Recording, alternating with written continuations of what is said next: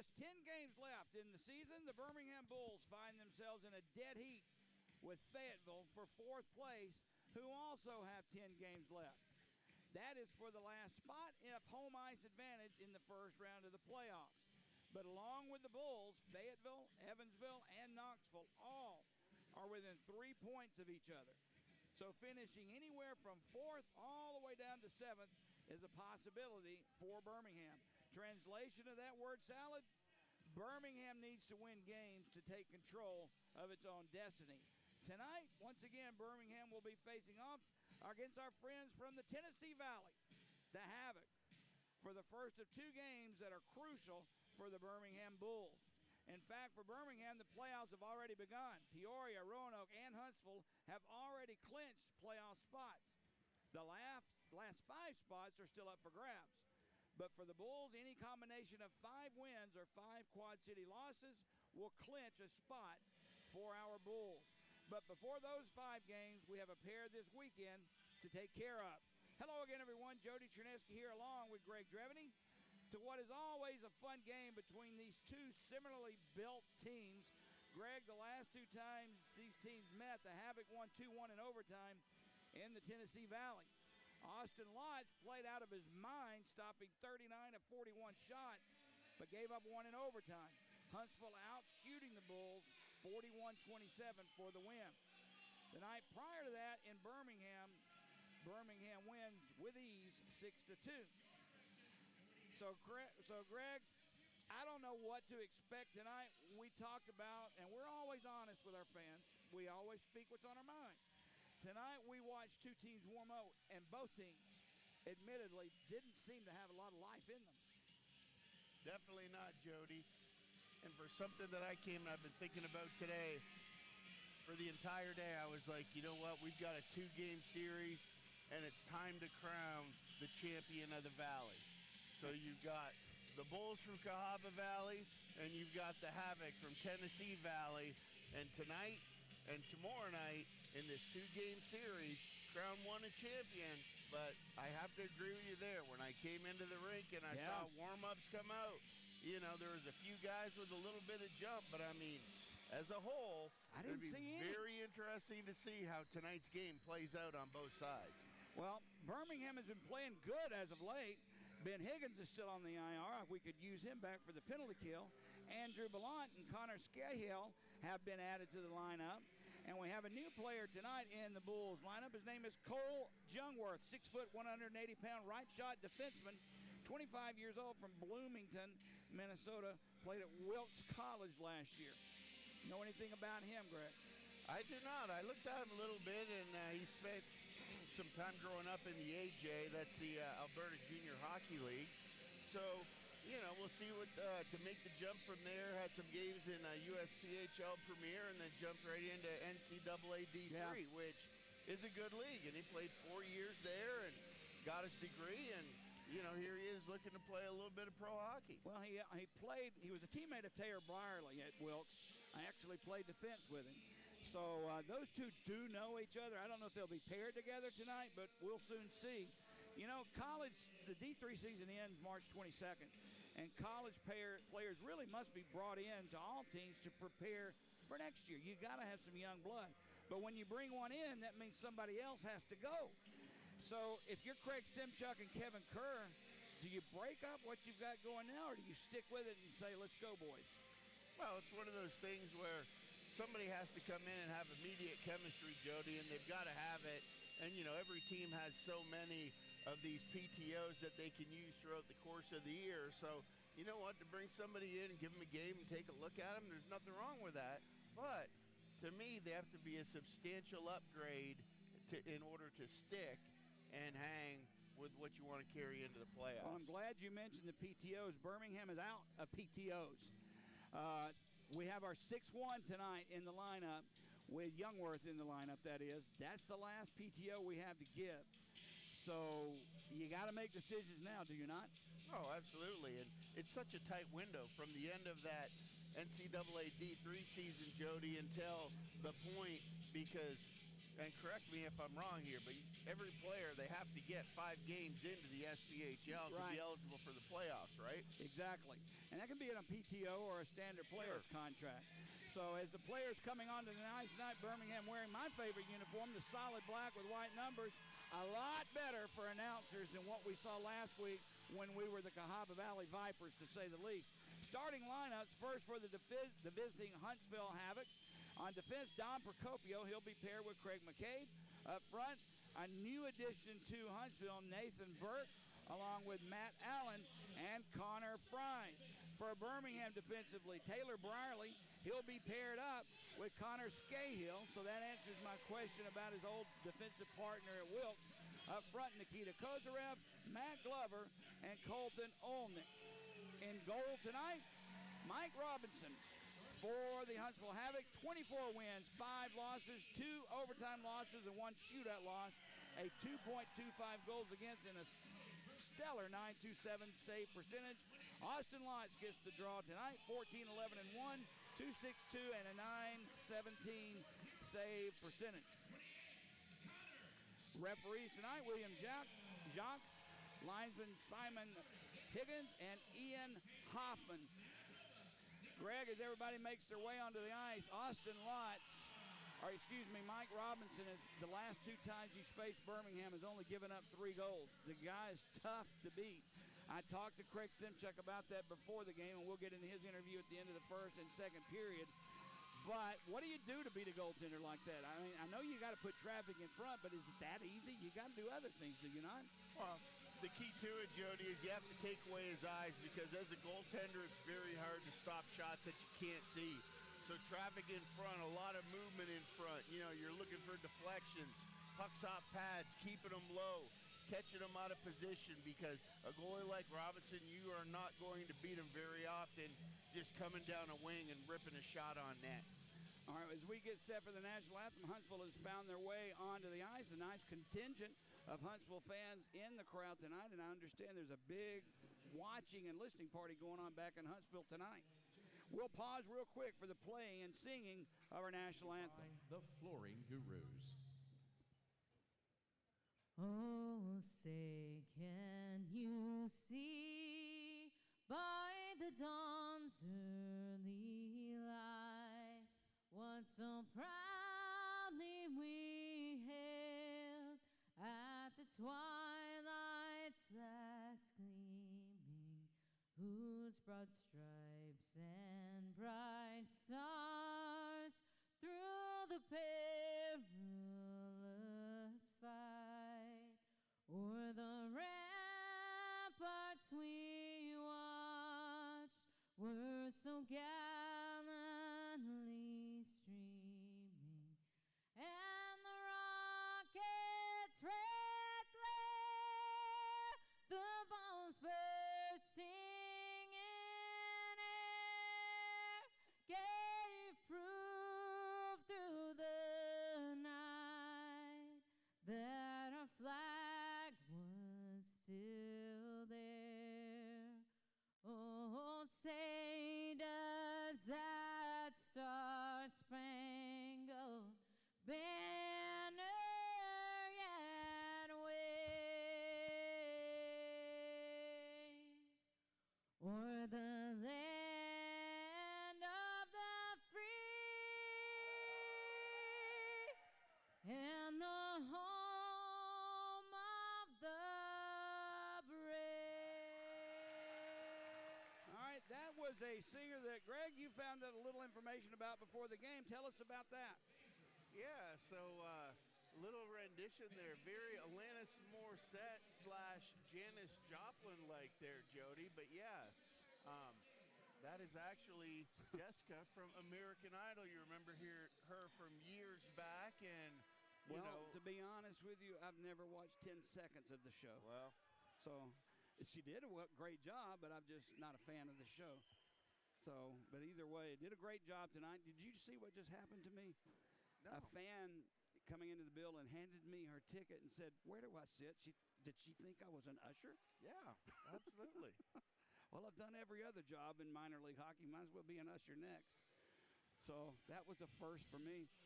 All right, we're getting set for action here. Referees are centered at center ice. The officials are, and I want to make an apology before this game starts. Doug Price, president of the league, asked me to go back and listen to myself when we played Roanoke, and I went on an 8-minute rampage about the officials not playing hockey. I was embarrassed at myself. You've got to keep me from doing that again. That was awful, and I apologize to our fans for not shutting up. Won't happen again. Kozarev with the puck off the draw at the Huntsville blue line. Takes a big hit from Matt Allen, but the puck comes back to Brierly, who'll send it ahead for Olnick. Olnick takes an elbow right to the neck. That one from McCabe, and the puck comes loose to Huntsville. Huntsville is coming out, playing hockey. Matt Allen with the puck in the Bull zone.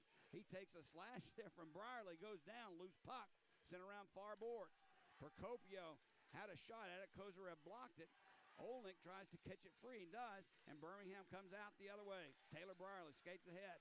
Olnick with him. He slides it to Olnick near faceoff circle. A shot, blocker save. Puck comes all the way back out to center ice. Banks went off the boards. Sinclair tried to catch up with it, taken away from him. And the Havoc, Dom Procopio in his own zone. Long head manning pass for Larson. Is that not offside? Yes, it is. Yes, it is. In the old days, that's a 3-line offside pass, not just a 2-line offside pass. But we'll come back into the Huntsville zone and have a face-off. Well, you can see, Jody, on that last rush by the Bulls, Brierly came over, gave a little backhand dish to Olnick, came down the left side. And you could see Robinson did not have a lot. He didn't give up any net at all for Olnick to get a shot off. He tried to go up over his right shoulder. Nothing there. Creams up around the glass. Out they come the other way. Off the draw. Loose puck played by Huntsville. That's Buster Larson, the former Bull, with the puck. He'll slide it ahead through center ice off the mark. And Birmingham takes possession. Apatagan and Larson fighting for it. Comes back to Thurston, who'll take it for the Bulls. Slide it cross ice, and here come the Bulls this way. Through center ice. Chipped into the Huntsville zone. Risk going in. He'll catch up first. Takes a hit from Apatagan. Loose puck comes free for Huntsville. And it's banked up through center ice. Played in front of the Huntsville bench. Larson had it. Lost it to Sinclair. And as he dumps it in, Birmingham will change lines. Rose out with Balan and Phil Ledzianko. Charlie Risk behind his own net with the puck. And here comes Sam Ruffin now through center ice. Ruffin with the puck, dishes it off for Yannick. Yannick slides it around the Bulls' net. There's Ballant. He'll pick it up. He'll try to catch it free for Rose. It gets out of the zone to Carson. Carson with it. Has Phil Ledzianko streaking. He takes a shot, slid it through the crease. No one was there to tap it in. And then Ballant took a shot from against the boards and an easy stop made by Robinson. Well, and you can see that one there, Jody. Rose to Ledzianko. And where Ledzianko had the opportunity to shoot in the slot, one-on-one with Robinson, he chose to go for that back door, but Rose was actually on his backhand, so going for a little backdoor action there wasn't happening. Ruffin and Ledzianko, Phil, that is, for the Bulls on the draw to the left of Robinson. Played by Birmingham, near side Matt Clark. Banks went off the boards, more of a pass than a shot for Rose. It gets past everyone, comes along near side. Austin Alger has it, and he'll send it ahead for McCabe. Craig McCabe dumps it in deep. Lotz will play it himself around the near side. Alger with a shot. Blocker save made by Lotz. Rebound loose. Far face-off circle. Yannick has it. Jack Yannick back at the point for McCabe. He takes the wrister. Blocker save. Loose. Picked up by Ballant. Birmingham fortunate. No Huntsville player was there, and they'll clear back into the Havoc zone. Back into the Bull zone. Don Procopio with a shot. Pad save by Lotz. They'll keep it alive, though, in the Birmingham zone. It comes around to the near corner. Palmer is there. He pinches up against the boards, but Birmingham clears. Kozarev, one man back into the Huntsville zone. He had that top shelf mark, but it goes high. Played off the boards by Scahill, but Huntsville will bring it out. They'll send it into the Bull zone. Matt Allen backhands one in. Played by Brierly to Glover. Banks went off the boards. Kozarev chips one ahead. No icing as they wave it off. Played by Ryder. Terry Ryder behind his own net. Apatagan watches him. Just underway, no score. Huntsville at Birmingham. Banks went off the boards. Larson lost it. Birmingham gets control. Thurston with it. Slides it cross ice. Near side Apatagan had it bounce off his stick, but it went right to Kip Ledzianko, who will bring it in. He gets past wrist, takes a shot, save, rebound, loose, still loose in the crease, and it goes wide. Kip Ledzianko has it near corner. Centers one through the slot. Apatagan's shot goes wide as he's dumped by Elkstam. In front, there was a shot looking for Kip Ledzianko. He has it. Back to Thurston. He takes a shot, save made, rebound loose. Sinclair takes a shot, and Robinson gobbles it up and makes the save. And Greg, Sinclair was all over Mike Robinson in the crease. That's an excellent shift for that line. Absolutely, Jody, and you can see exactly what we talked about before with Robinson. The shots from far out, shots he can see, he does very well. But any type of chaos that's going to be generated and have a scoring chance for the Bulls is going to have to come from doing exactly what St. Clair did, and that's being in front, creating a ruckus in front of Robinson, looking for those low rebound shots because they just sit right there in the paint. He's given up a couple of rebounds already. Just remember that. Face off to his left. Phil Ledzianko on the draw for Birmingham. He has Ballant and Rhodes with him. Ruffin for Huntsville. Played by the Havoc. Ruffin has it. He'll send one back behind the net for Charlie Risk. Nice long ice pass for Alger. Connects for Yannick. Cross ice pass. Birmingham's defense breaks it up. And here comes Trevor Thurston. Long pass ahead by Rose. Charlie Risk with a nice defensive play. Breaks that pass up for Carson. Charlie Risk with the puck. Sets it up far side for Yannick. Yannick backhands one for Ruffin off the mark. Loose puck in the slot. Knocked off the play. Glover carries it ahead for the Bulls. Backhands one for Olnick, and they'll whistle it dead on and offside. Good call. It was close, but it was. It was, and it was one of those ones where you almost had to take a double take there because the first two were kind of onside, but then the drop pass forced everybody offside. So, nonetheless, we'll reset here with a face-off and get after it again. Olnick out on the ice on this line. Olnick has got a little streak going in his last 5 home games. He has goals in every one of them, 6 during that 5-game span. He looks to keep that streak going tonight. Kyler Matthews banks one off the boards behind the net. Play for Olnick. Nice play just to backhand one out. And that one touches really somebody on the Bulls bench, so we'll have to have a face-off to the left of Austin Lutz. And as a goaltender, Jody, that's one thing where, hey, I'm all about point streaks and stuff like that. But one that I'm more interested in is the plus-minus of those guys. See, Birmingham has a player being attended to. It looks like a cut. I don't know who it is, but Craig Simchuk, the head coach of the Bulls, brought it to the attention of the official who must have not seen it. I missed it. You missed it. And we don't know who the player is as of yet, but we'll take a look as he maybe will stand up in a few minutes, but right now he's being attended to by the trainer. Loose puck along the far boards in the Bull zone. It does just get out, and Scahill has it. He'll send it near side for Brierly. Returns for Scahill just over the center ice stripe. He'll dump it in. Kip Ledzianko had a shot at it, but it bounced over everyone's stick, and back the other way comes Huntsville. Gio Procopio right in on Lutz, and I know what he's going to do, and he does. Covers it up for the faceoff. I still can't get my eyes on the jersey number of the player being attended to on the Bulls bench as we have our first media timeout of the first period. So far, no score. Birmingham out shooting Huntsville 5-2. And there's a little bit more lively play, Greg, than I really expected there to be early on. Well, one of those things, Jody, where everybody came out in the first couple shifts, and you saw there were a lot of guys. It wasn't super fast-paced, but they were very physical and finished their checks. So whenever that happens, that is always something that will wake up people in a, so to speak, fashion. And it's definitely traversed into a good game here for the first 5 minutes. 14:40 to go, first period just really underway. As we get set for action, face-off will be in the Bulls zone as the Birmingham Bulls get their last little bit of instruction from Kevin Kerr. Ledzianko is out with McTavish and Apatagan. Defensively, Scahill and Brierly.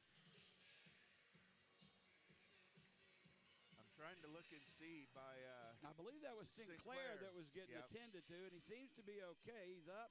and he straps his helmet on so he's ready to go. That's a hockey player. If that's a baseball player, he's on the IR for 6 months. Palmer off the draw had it, and he just whipped one around the boards near side, played by Gio Procopio. He loses it, and the puck escapes the zone right in front of the Bulls bench, tied up, finally comes free, and Ryder sets it back for Palmer. Through center ice, just past Larson, Birmingham chips it right back into the Huntsville zone. No icing as Palmer plays it. Behind his own net, Mason Palmer with the puck. Almost stepped in front. He'll send it near far side, and Buster Larson sends it ahead into the Bull zone. That's going to be icing as Buster missed everyone at his own blue line and chips it ahead. So a face-off will come back in the Huntsville zone. And I think that's the difference, Jody, of what we're talking about here. Like, the pass is just not quite on the mark for Huntsville so far because that one connects right there, gone to the outside, cutting in, driving hard to the net. And that's kind of what we're seeing, just kind of up and down the ice, back and forth. Both teams still feeling each other out, and we'll see how this one takes off here as we get deeper into this first period. Off the draw, Phil Edzianko wins. Thurston with a shot, stick save made by Robinson. Played along the far boards and out. Buster Larson has it, brings it in the Bull zone. He takes a shot, nice play by Thurston. He knocks that puck really before Larson could get the shot off, and it's all the way back in the Huntsville zone. Through center ice, loose puck. Nobody wants it. Finally, comes free. Ballant has it. Ballant takes the shot, blocked by Charlie Risk, and the puck comes free back into the Bull zone. Right in on Lotz, who plays it uncharacteristically to his defense. Back through center ice, Phil Edzianko gets away from Risk. One man back. Edzianko with a shot. Kind of handcuffed Robinson, but he found it, and it fell into his glove, and we'll have a face-off in the Havoc zone. Well, that was a good rush there by the Bulls. Good transition through the neutral zone. Ledzianko came in. Robinson stayed with him, and that's a good little ripper there in on Robinson. And, hey, stopped it, Jody, and the most important thing is no rebounds, and those are going to be critical in this type of game. All right, Matthews is out on defense with Clark. I like this. Matthews, as we talked about last week against Roanoke, has a cannon, and he also has a very accurate shot from the point. Puck off the face-off along the boards. Huntsville plays it and lifts it back into the Bull zone. Matt Clark picks it up for the Bulls. Tried to set it up for Glover. Chipped in, and that'll rule that one offside, or excuse me, icing on Birmingham, so we'll come back in the Bulls zone. You know, early on in this game, we've seen a little bit of action. We've seen some traffic in front, but the usual fast skating, tape-to-tape passing is just not there yet for either team. Well, it's one of those ones, and you talk about how everybody prepares to get ready and stuff like that, Joey. There's just a difference of having a game on a Thursday night or Tuesday night versus your regular Friday, right. Saturday. You know, we talked about that on President's Day was another one at 4 o'clock in the afternoon. So it's a different atmosphere and a different feel, and I guess you've got to get into the game first. As Phil Elkstam has it, he takes a shot wide of the net, and the puck bounces back to the blue line, kept alive by Gio Procopio. Now Glover takes a whack at it and sends it to center ice. Played right back into the Bull zone, near side Larson. A lot of ice time already. Lifts one into the far corner. Kozarev had it, lost it, but it's chipped back into center ice, where it's taken there by the Havoc. McCabe looks for Ruffin. Sets it up for Procopio, Dom that is. He'll send one around the boards. Lotz will stop it behind his net. Plays it for Clark. Clark, long pass. Ahead for McTavish. Broken up by Dom Procopio. Now the puck is loose, and there's going to be a penalty on Birmingham as the stick of Kip Ledzianko gets up on Sam Ruffin. And no argument there. Huntsville will go on the power play with 12:14 to go in the first period. Well, that was one thing, Jody, where, yes, obviously Ledzianko, his stick did get away from him as he was, working to get that puck. It came up. He's going to get the penalty.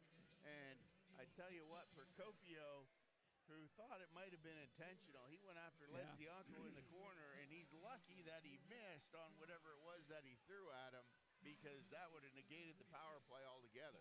Huntsville's power play pretty strong, comes in 4th overall. Their power play 20% success rate. Birmingham again, Greg, dead last. and penalty kill at a 75% rate of kill. Again, that's giving up a power play goal 1 every 4 attempts.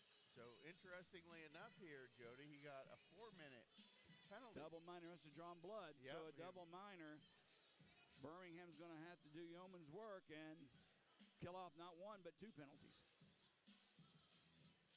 And the first 2 minutes is also critical, Jody. Penalty killers for Birmingham. Looks like McTavish is out with Scahill, Brierly, and Ballant. Excuse me, that's Rose, not McTavish. Birmingham wins the draw and sends one down the length of the ice to start this power play for Huntsville. Charlie Risk through center ice, gets it ahead for Ruffin. Ruffin dumps it off. In front, Ruffin takes a shot, save, rebound loose. It was an open net. Lott somehow made the save, and the Bulls clear. And that kind of speed is what I've been talking about throughout the course of the night, Jody, but you saw it right there on the power play, cutting through the slot. It looks like they have done some work on this power play for sure. Yannick gives it up because he was offside, and Birmingham's Thurston has it. He'll waste some time behind his own net. Steps away from Sam Ruffin. He'll cut back and then lift it the length of the ice. Good play by Trevor Thurston. Huntsville very aggressive on the power play here, Jody. Chasing the Bulls behind the net, not letting them sit back there and kill time off the clock. Ryder gets it ahead for Elkston. He avoids the hit of Matt Clark, takes the shot, save, rebound, loose. Save made by Lotz. Comes back to Ryder at the point. He takes a shot. Pad save by Lotz, and he covers up a loose puck right in front. Huntsville applying the pressure, Greg. And you can see the traffic in front. And Jody, that's a great job by the Bulls defense there. Boxing out the Huntsville forwards. And that puck just kind of sat there and dribbled its way back to Austin Lotz after a couple of good scoring opportunities. The net rolling around back there, came back on the pegs, and Austin Lotz covers it up. 2:48 remaining on the power play. The double minor to Kip Ledzianko at the skates. Phil Elkston keeps it in for Huntsville. He'll backhand one to the point, a weak one, but Ryder keeps it alive. To Larson, down low. Still looking for it. Fisher had it, lost it. Now they're fighting for it along the near boards. Matt Allen had it, sends it back to Ryder. He spins away from Olnick. Ryder tries to get past Scahill. He can't do it. He'll skate around far side. Played there by Elkston. He takes a shot gloved out of the air by Lotz, and he made it look easy, but that's a tough shot. That's a wrister with some speed on that. Absolutely. And that's one of the things that's going with this new move, going down and posting up, putting your shoulder up. Those guys coming down the wing with your defenders taking away the cut through back into the high slot, Jody. That's why Lotz had that glove up. He was just waiting for it. And one of those things where as a player, you're going to take your shot. If you can beat him inside the glove, up around the ear hole of his face mask, you might get a bar down. But otherwise, you'll settle for a face-off. Off the draw, Kozarev has it and sends it down the ice. We're down to 2:10 remaining on the double minor to Kip Ledzianko and the power play, the first one for Huntsville. Risk steps out through center ice off the skate of Alger, and Birmingham sends it right back in the Huntsville zone. That'll do it for the first penalty. Now we got to kill the second. Charlie Risk ahead for Ruffin. Brings it in the Bull zone, drops it for Alger. Back at the point, near side Ruffin. Yannick has it back to Risk. Drops it for Ruffin. Plays really on the perimeter. Now they'll send it to Yannick near side. Yannick backhands one back for Risk. Return for Jack. Yannick takes a shot, save made, rebound loose. Far side. Kept it out of the way by Birmingham. That's Allen or Alger with it. Back at the point, near side Yannick. He'll backhand one through the slot. Risk takes the shot, save. Austin looked behind him, but the puck went to his left behind the net. Risk has it. He drops it off for Yannick down low. In front, knocked away by the Bulls defense. Birmingham keeping the puck away from Lotz. A minute to go on this double minor. There was a shot made by Yannick, and cutting off the angle was Lotz. There's Ruffin with a shot save made by Lotz. Rebound loose behind the net. Birmingham can't clear. Risk has it near side Yannick. He takes a shot. Carson Rose slid in front of it.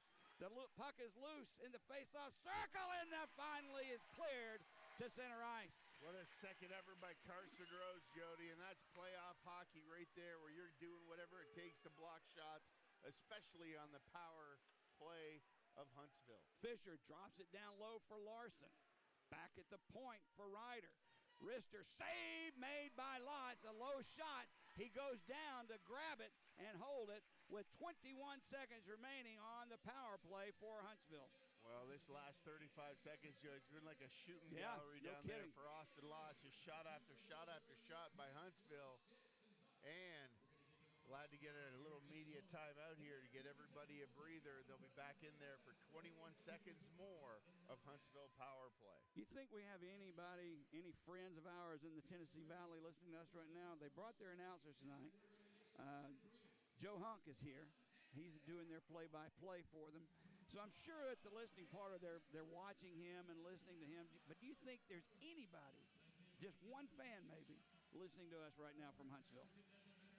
I'm sure somebody is. They're listening just to monitor, you know. But like I said, hey, it's all about the Battle of the Valley, and that's what we want to see tonight. So far, Huntsville's kind of tilted the ice with this 4-minute penalty by Ledzianko. And they've got the upper hand now, but I look to see the Bulls battle back here in the last 6 or 7 minutes of the first period. Well, there's only 21 seconds of power play time remaining, and there's really been no offense to speak of for Birmingham during this double minor where Kip Ledzianko was off for high sticking. So when this power play, if we kill the rest of this power play and Ledzianko steps back on the ice, does that give any juice to Birmingham? Do you see anything happening? Does that give you a little bump, in other words? Oh, absolutely. Especially with Huntsville and how much offense they bring to the table, especially on the power play. You know what? This is something that, you know, no matter who's in the crowd or what's going on in front of you, the two guys that had to show up tonight did, and that's Robinson and Lotz. All right, face off to Austin Lotz's right. Andrew Ballant for Birmingham. Matt Allen for Huntsville. Allen wins. Back at the point, Ryder has it. Wrister, save made, rebound, loose, backhander. Wow. How did that not go in? Fisher had it. Lotz made the save. Holy cow. Brierly with the puck in the far corner. Puck comes free near side. We're down to 7 seconds of power play time remaining. Puck off the side of the net, loose. Allen with a shot. That one goes wide. Birmingham has killed a double minor and are back at full strength thanks to Austin Lotz. Phil Ledzianko chips it ahead to his brother, who had it poke chipped off his stick by Ryder. Elkston gets it ahead for Connor Fries. His shot off the leg of Taylor Brierly. Loose in the slot, still loose. Picked up by Brierly, and he'll curl behind his net and set the play finally, calming things down for the Bulls. Be interesting to see here how Robinson goes after not seeing a shot for almost 5 or 6 minutes, Jody. Glover takes that pass from Brierly, tips it in. Kozarev, far boards, goes after it. McCabe catches up with it first. Picked up by the Bulls. Glover drops it for Kozarev in the corner. Nikita steps right along the near boards. He'll come back to the blue line, drops it for Glover. Just inside the blue line, Drake winds it up for Nikita Kozarev. Skate save made by Robinson. Now Huntsville will play it behind the net. Kozarev with a bang on McCabe. Loose puck picked up by Olnick. Back at the point for Clark. Far side Matthews calling for the puck. Takes the shot right into the midsection of Robinson. He holds on. You heard Matthews calling for the puck from Clark, but he just maybe a little second too late. He was ready for it. Well, one of those ones, he got it, came across on that far blue line, Jody, and went to take it. As he launched it, it just kind of got tangled up in that top part curve of his stick and rose up a little bit high. And like I said, Robinson, without traffic in front of him from a shot out that far, it's going to end up frozen. And here we go with a face-off to Robinson's left. All right, 7:04 remaining in the first period. Off the draw, Alger has it. Banks one off. Back to Yannick into the Bull zone. Can't get away from Thurston. Behind the net, Huntsville has it. Look out, Alger in front. Backhands one right into the glove of Austin Lotz. So he'll hold on, and we'll do it again. And Jody, just like that, Huntsville has quietly amassed 15 shots here with 6:49 still to go in the first period. And for the longest time, the Bulls were up 7-2, 7-3. Well, that double niner on Kip Ledzianko did a lot. But, wow, Austin Lotz, once again, I mean, I don't know what else I can say about it. Right. I mean, the guy's just incredible in net right now for the Bulls. Off the draw, puck is loose in that face-off circle. Picked up by Thurston. Looks for a place to go with it. He spins one off the boards for Sinclair, who sends it to McTavish. He'll dump one in deep. Apatagan going in after, but Yannick catches up with it first and sends one back. Scahill gets it ahead for Apatagan. He'll dump one in far corner. Played by Palmer. Sinclair intercepts his clear. Poked away from him by Palmer. Loose puck behind the goal line, played by Huntsville, and they'll send it near side. Yannick ahead for Ruffin. Weak pass comes right to Brierly. He'll send one far side where Scahill has it. Ahead for Ballant. They'll send it into the Huntsville zone. Going in after it, Rose.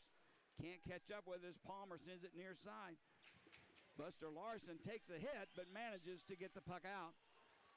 Birmingham will try it again. Scahill right back in on Robinson, steered into the net far corner.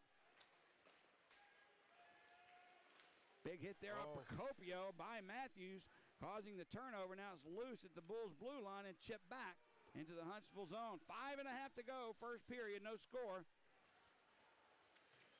The Havoc at Birmingham. Now this one is going to be ruled a face-off back in. That was pretty close to being too many men, was it not?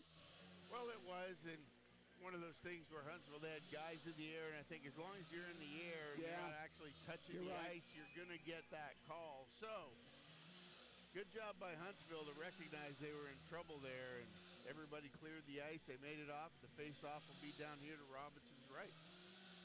Drake Glover for Birmingham. Connor Fries for the Havoc. Puck drop, played along the near side. Connor, newly acquired defenseman for Huntsville, plays it back, but they can't clear. Matthews, a great job to keep it in. Had Olnick, but it bounced off his stick. Olnick knocks into Risk. He'll send it far side, played by the Havoc for Matt Allen. Again, Matthews separates him from the puck, but it comes free right onto the stick of Fries. Birmingham playing a lot more physical on this shift. Kozarev and Matt Clark back. Allen was cruising in front. They couldn't get him the puck. Steps back in front. A backhander save made off the stick of Connor Fries. Lotz once again saves the day for the Bulls. Puck loose at center ice. Apatagan will catch up with it first. We're under 5 to go in the first period. No score. Played right in front of the Bulls bench. Youngworth, the newly acquired defenseman, sent it out. Now Apatagan giving it to Connor Fries. They'll go away from each other. We'll keep an eye on that. Apatagan, I know he has something extra to play for against this Huntsville team. Trust me. Behind their own net, Huntsville's rough and tries to chip it out. Can't get it past Kip Ledzianko. Now it's loose. Back at center ice. Played by Youngworth. Back into the Huntsville zone behind the net. Loose. Kip Ledzianko fighting along with his brother for the puck. It'll come free for Don Procopio. And back comes Huntsville's through center ice. Alger had to get out of the way as that was a rising puck off a stick. Played in the Bull zone. Elkstrom goes down on his own, so no call, and Birmingham skates away. Ledzianko had it intercepted by Ruffin, and back comes Elkstrom, and they'll rule that offside, as I believe Ruffin was in ahead of the play. He didn't really vacate the zone while they had it in the first time. Just by a fuzz. Great call by the linesman there. Tight on those blue lines tonight, Jody. I understand you guys that are listening on YouTube may have a little trouble with the volume. We do know that the sound is fine on Flow Sports, so we'll try and kick it up a little bit. I hope it doesn't manage to blow Flow Sports out of the air, but if you're listening on YouTube, we've just adjusted it as much as we can, so let us know if that's any better or not. 3:45 to go, first period. No score. As Greg pointed out, Huntsville really out shooting Birmingham. 16-10 now. Both goaltenders playing well, but, you know, Greg, we really haven't tested Robinson all that much. We haven't had quality scoring chances as of yet. Well, I'd say those two scrambles in the first 5 minutes, Jody, were probably our best. That actually got him off kilter, and everything other than that, he's been spot on. And, you know, just kind of thinking about that game inside the game as a goaltender. You know what? You're Austin Lotz down there. Do you think it matters to Lotz? Does it just put a little bit more pep in his step when he looks down, he sees Robinson. Robinson's leading the league, you know what I mean, up top. Yep. And you know what I mean? That was always the thing. It always mattered who I was playing against and just gave me a little extra fire.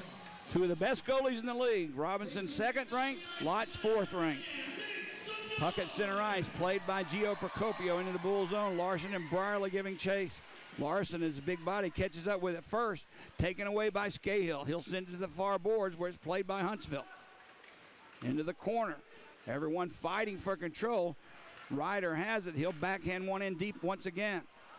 Nope. Comes free for Larson, and there's a penalty going to be called. This one's going to be on Huntsville, a slash. And I believe they're going to get Elkstam on the slash. Elkstam for the slash there. A little battle going on, and once it broke up, just whacked the stick right out of the hands of Rose, I believe. Birmingham's power play second in the league, 24% success rate. Huntsville's penalty kill, guess what? Number one in the league, 85% of the time they kill penalties. That's good. Well, your best penalty killer is who, Jody? Your goaltender. Well, it has to be. Absolutely. And that's a pretty good one they've got. Yeah. Connor Fries, Drake Glover on the draw to the right of Robinson, controlled by Don Procopio, and he'll hammer one out back into the Bull zone to start this power play for the Bulls. Taken by the Bulls, Brierly. Fisher on him, so he'll drop it back. This time it looked like a good motion to Kozarev. He'll bring it in. Right in on goal. Loose puck right in the slot. Tip back for Brierly. Rose has it near side. Plays it back for Taylor. Return for Carson Rose. He gives it right back to Taylor Brierly. Backhands one away. Really skates away from Fisher, and he'll give it to Kozarev. Down low for Glover. Return near side. Brierly has it. His shot blocked by Fisher, and Fry sends it the length of the ice. I bet you Brierly would like to have that one back there, Joe. I just think he overthought it a little bit and just fanned on it. Minute 10 to go on the Bulls power play. 2:20 to go here in the first period. No score. Birmingham brings it in. The Huntsville zone, Phil Ledzianko. Back at the point for Thurston. Far side, Kip Ledzianko. Waits for a place to go, holding on to the puck. Phil has it now. Backhands one at the blue line. Thurston just winds one up. Deflected by Olnick. It goes wide, and Huntsville will clear. Good low shot, but you could see how dangerous that was. You saw the two Huntsville Flyers coming out, Jody. Even though they're on the kill, they're still looking to create a 2-on-1 there. Kip Ledzianko sends it in. 30 seconds of power play time for the Bulls. Played along the far boards. It comes to Yannick, who easily clears the length of the ice. I'll say this for Huntsville's power or penalty kill. If it's on their stick, they're sending it the length of the ice. They're getting out immediately. Yannick picks the loose puck off the skates of McTavish. Gets it ahead for Ruffin. Ruffin in the Bull zone takes a hit by Ballant. Puck comes free, and back comes Apatagan for Birmingham. 3 men back defensively. Apatagan bounces one off the boards behind the net. There's a shot save made. Huntsville is back at full and even strength. Elkstam out of the box intercepts that pass, but it gets past him, and with a minute to go, Birmingham, McTavish at center ice, dumps it in. Once again, we'll have Craig Simchuk on at the end of the first period on a recorded interview as Matt Allen, or Alger that is, sends it in deep, far side. Played behind the net. Alger tried to get it for Elkstam. He does! What a save made by Lotz once again on the one-timer by Elkstam. He has it at center ice. 40 seconds to go in the first period. Pass off the skate of Alger, picked off by Kozer, and if we hurry, we can get involved. There's Olnick with it, brings it in, drops it back for Glover. Elkstam, a great play, intercepts that. And that quickly, here comes Buster Larson. The former Bull gives it ahead for Alger. He takes the shot, blocked by Thurston. On the far boards, 20 seconds left in the first period. Huntsville with a puck in the Bull zone. Shot through the slot. Fisher, save made by Lotz, and he just sprawls on top of the puck, just laying on it to freeze the action and the play with 14.7 seconds remaining here in the first period. And I tell you what, Jody, Huntsville, very impressive getting their forwards back to help out their D, and that's really what the Bulls are trying to do, push everything wide and try and dump it to the high guy coming in as the trailer. And Huntsville's forward is right there every time. They have 2 D back, and their third forward coming back helps them triangulate. So off the draw, shot taken, it was off the side of the net by Huntsville, loose along the far boards. Phil Edzianko had a chance to clear. He couldn't, but Ballant does. And with 2, that'll do it for the period.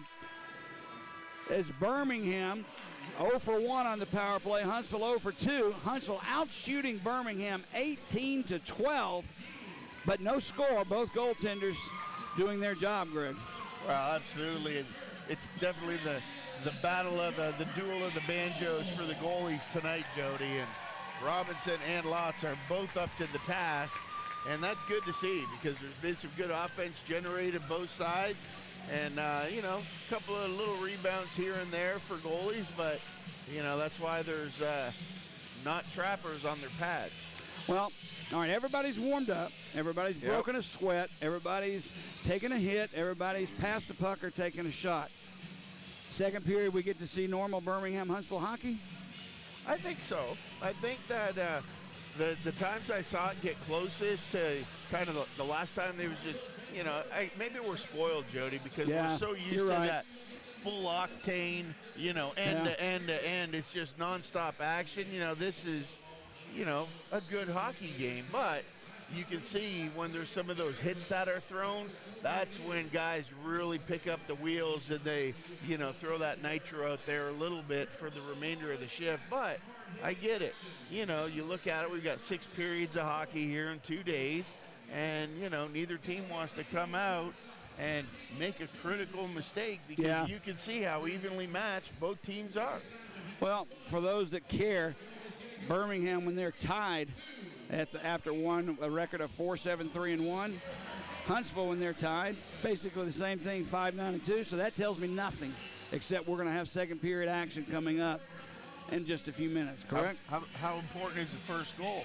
Well, this one, I almost hesitate to say. Birmingham 17-3-1-1 when scoring first. Wow. Huntsville even better, 21-2-2. Jeepers. And the deeper we go into this game, that first goal does matter to me a little bit more. Oh, absolutely. And you can see just how much it's going to sway and the momentum that goal carries as evidenced by both of those records, Jody. So both teams rely heavily on getting out in front and maintaining that stranglehold. So we'll see how it goes off here as we start the second period in 16 minutes. So after 20 minutes in the books here from the Pelham Civic Complex. Birmingham nothing, Huntsville nothing. We'll play a spot or two and stay with us. Part 1 of the interview with head coach Craig Simchuk coming up. You're listening to Birmingham Bulls Hockey. Yell at a tool? Nobody bats an eye. But talk nicely to your tools, and everyone thinks you're strange. Weird, right? But here's what I know. Great heating techs treat their tools and your equipment with a level of care that borders on talking nicely to it. When you rely on something, you want it to work. And if you want it to work, you treat it as nicely as you can. It's why fall furnace tune-ups are a really smart idea. You're going to rely on that heating system all winter, and you don't want it to fail you when it's freezing cold out. So treat it nicely now, and it'll work when you need it. Problem is, most heating companies in Birmingham don't do the deep cleaning and maintenance you'd assume comes with a tune-up. Just a drive-by inspection, followed by a sales pitch. That bubbified behavior is what I started Excalibur to stand against. So if you want a no breakdown guaranteed, talk nicely to it tune-up, call Excalibur.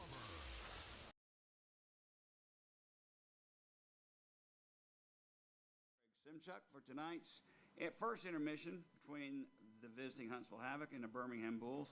Craig, it seems like we see this team all the time, and if you can remember back when we had our cancellation or due to snow, it kind of added an extra night against Huntsville. Is this that extra night?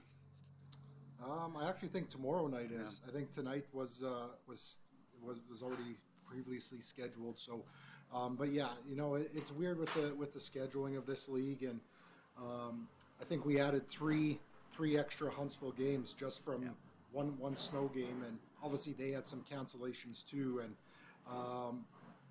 yes, I understand it makes it easier for travel, pretty close proximity, but playing a first place team, you always second guess if you want that matchup, but it is what it is. So here we go. Speaking of matchups, I've said all year long, if I had my choice in the playoffs of a first-round matchup, this is the team I want to see. We match up well against Huntsville. So I wasn't upset when we got the extra few games against them, but I know somebody else who was. Well, yeah. No, I mean, obviously you got to beat every team in this league if you want to go far, but just adding the extra games, especially this time of year, Huntsville's notorious. They're always going to be good. They have such a good organization and the crowds, and it's a destination spot for players that want to go play. I have a lot of respect for that organization. That being said, they've beat us a few times, or me personally once in the championship, and obviously have a bad taste in my mouth still from that. Our in-state rivals, but like you said, we have had success against them. I wouldn't say that they're easy games by any means. I don't necessarily think the scoreboard is a reflection of the games, because you give some of these guys like Buster Larson, Austin Alger, or Jack Johnish, you give them opportunities. You got to be keen in on your defense, because you give these guys too much room, they're going to make you pay. 8 of the last 12 been decided by 1 goal between these two teams. Expect anything different tonight? No, I really don't. And I mean, I know they kind of had an off night the other day in I think in Evansville. I watched that game, and that was their only game this previous weekend. So I think they're going to be hungry. I think they're going to be fired up, and they want to prove to themselves and prove to us that they can have success in this building. So we better be ready right off the drop of the puck. Last 2 times we've played them in this building, I won't say it's been easy, but 13-4 is what we've outscored them in the last 2 games here, and of course both wins for us. Do you think that plays into this as far as Huntsville's motivation is concerned? I'm sure it does. I'm sure they've addressed it and talked about it, and I don't know what it is. If it's one of those things that's a long day, they probably had a pregame skate, wait a bit, get on the bus at around 2, drive to Pelham. So I don't know if that kind of plays factors in on anything, but I think they're going to be ready. I think you're going to expect a close game, hard fought back and forth, and the games. And I've talked with Joe and some of the organization, and then even yourself. Playing Huntsville, I'd play them 56 times, because 99% of the times nothing stupid happens, right, and it's good, clean hockey.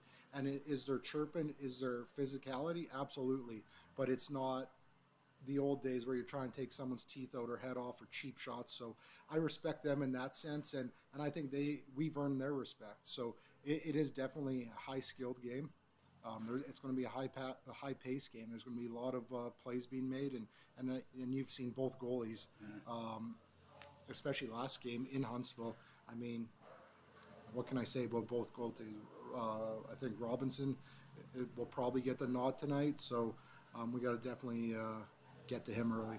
The last time they were here, we win 6-2. I thought Robinson would play that night.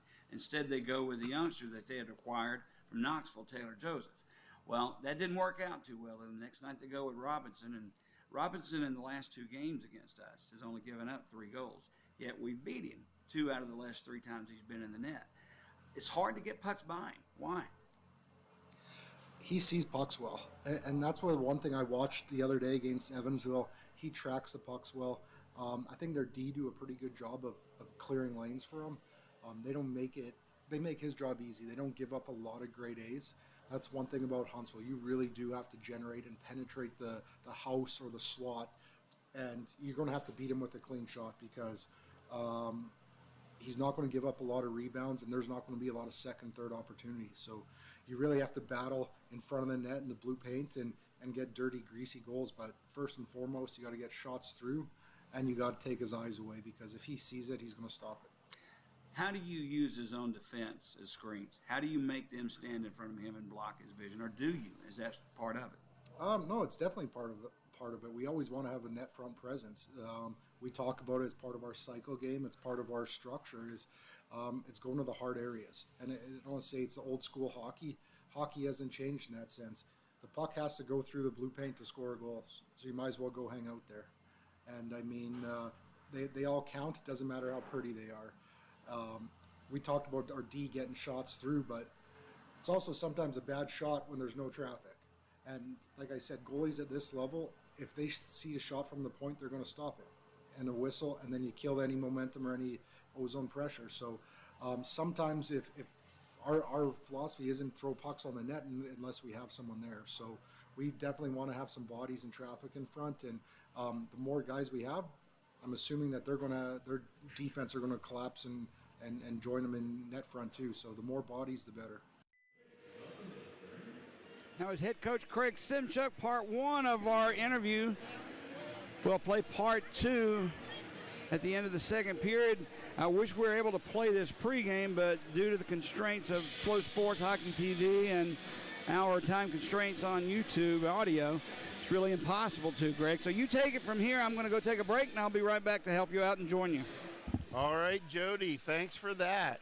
Birmingham Bulls fans, get ready for a showdown as your Bulls take on the Huntsville Havoc tomorrow night at the Pelham Civic Complex. The first 1,000 adults through the door will receive Bulls oven mitts. So arrive early. Doors open at 6 and the puck drops at 7.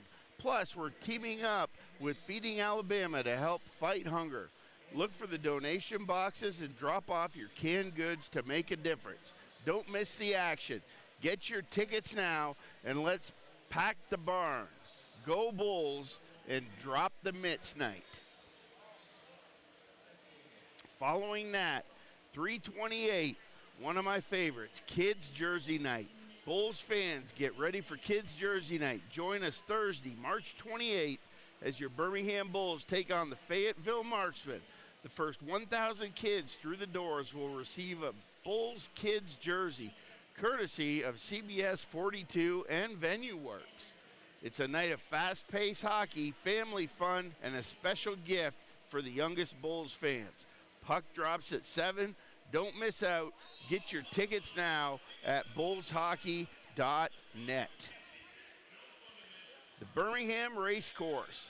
Looking for excitement and the chance to win big?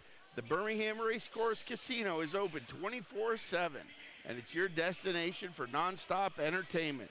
Whether it's the thrill of the horse racing or spinning of the wheels of our world-class slots and table games, we've got it all. Plus, with player rewards and a welcoming atmosphere, every visit feels like a win. Head over to Birmingham Racecourse Casino, just off I-459, exit 31. Must be 21 or older to play. Birmingham Racecourse Casino, where you can be a winner too. The official racecourse casino partner of the Birmingham Bulls. Ms. Rano Injured Lawyers. Being injured in an accident? The insurance company is giving you the runaround? You don't have to face this alone. At Ms. Rano Law, we fight for injury victims like you to get the compensation you deserve. Medical bills, lost wages, car wrecks, we make sure you're covered. When you've been injured, time is critical. Don't let the insurance companies take advantage of you. Call Ms. Rano Law now for a free consultation. It's simple. Call 205-800-8000 today or visit MsRano.com. We're available 24/7 to fight for you. That's right. Justice is just a call away. Dial 205-800-8000 now.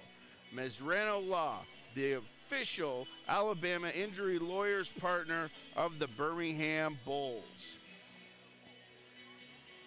Looking to upgrade your space with furniture that turns heads? Tired of the same old cookie cutter designs? We've got just what you need at Flipsy's Furniture. We bring you designer furniture at wholesale prices. Every piece is diligently crafted with your comfort and style in mind. No compromises, no exceptions, from modern masterpieces to timeless classics. We source from the world's most exceptional furniture makers to bring you one-of-a-kind pieces that truly stand out. Because why blend in when you were meant to shine? Locally owned and quality obsessed with innovative style, Flipsy's Furniture, designer furniture at wholesale prices. Stop by today and elevate your space. Flipsy's Furniture, the official furniture partner of the Birmingham Bulls.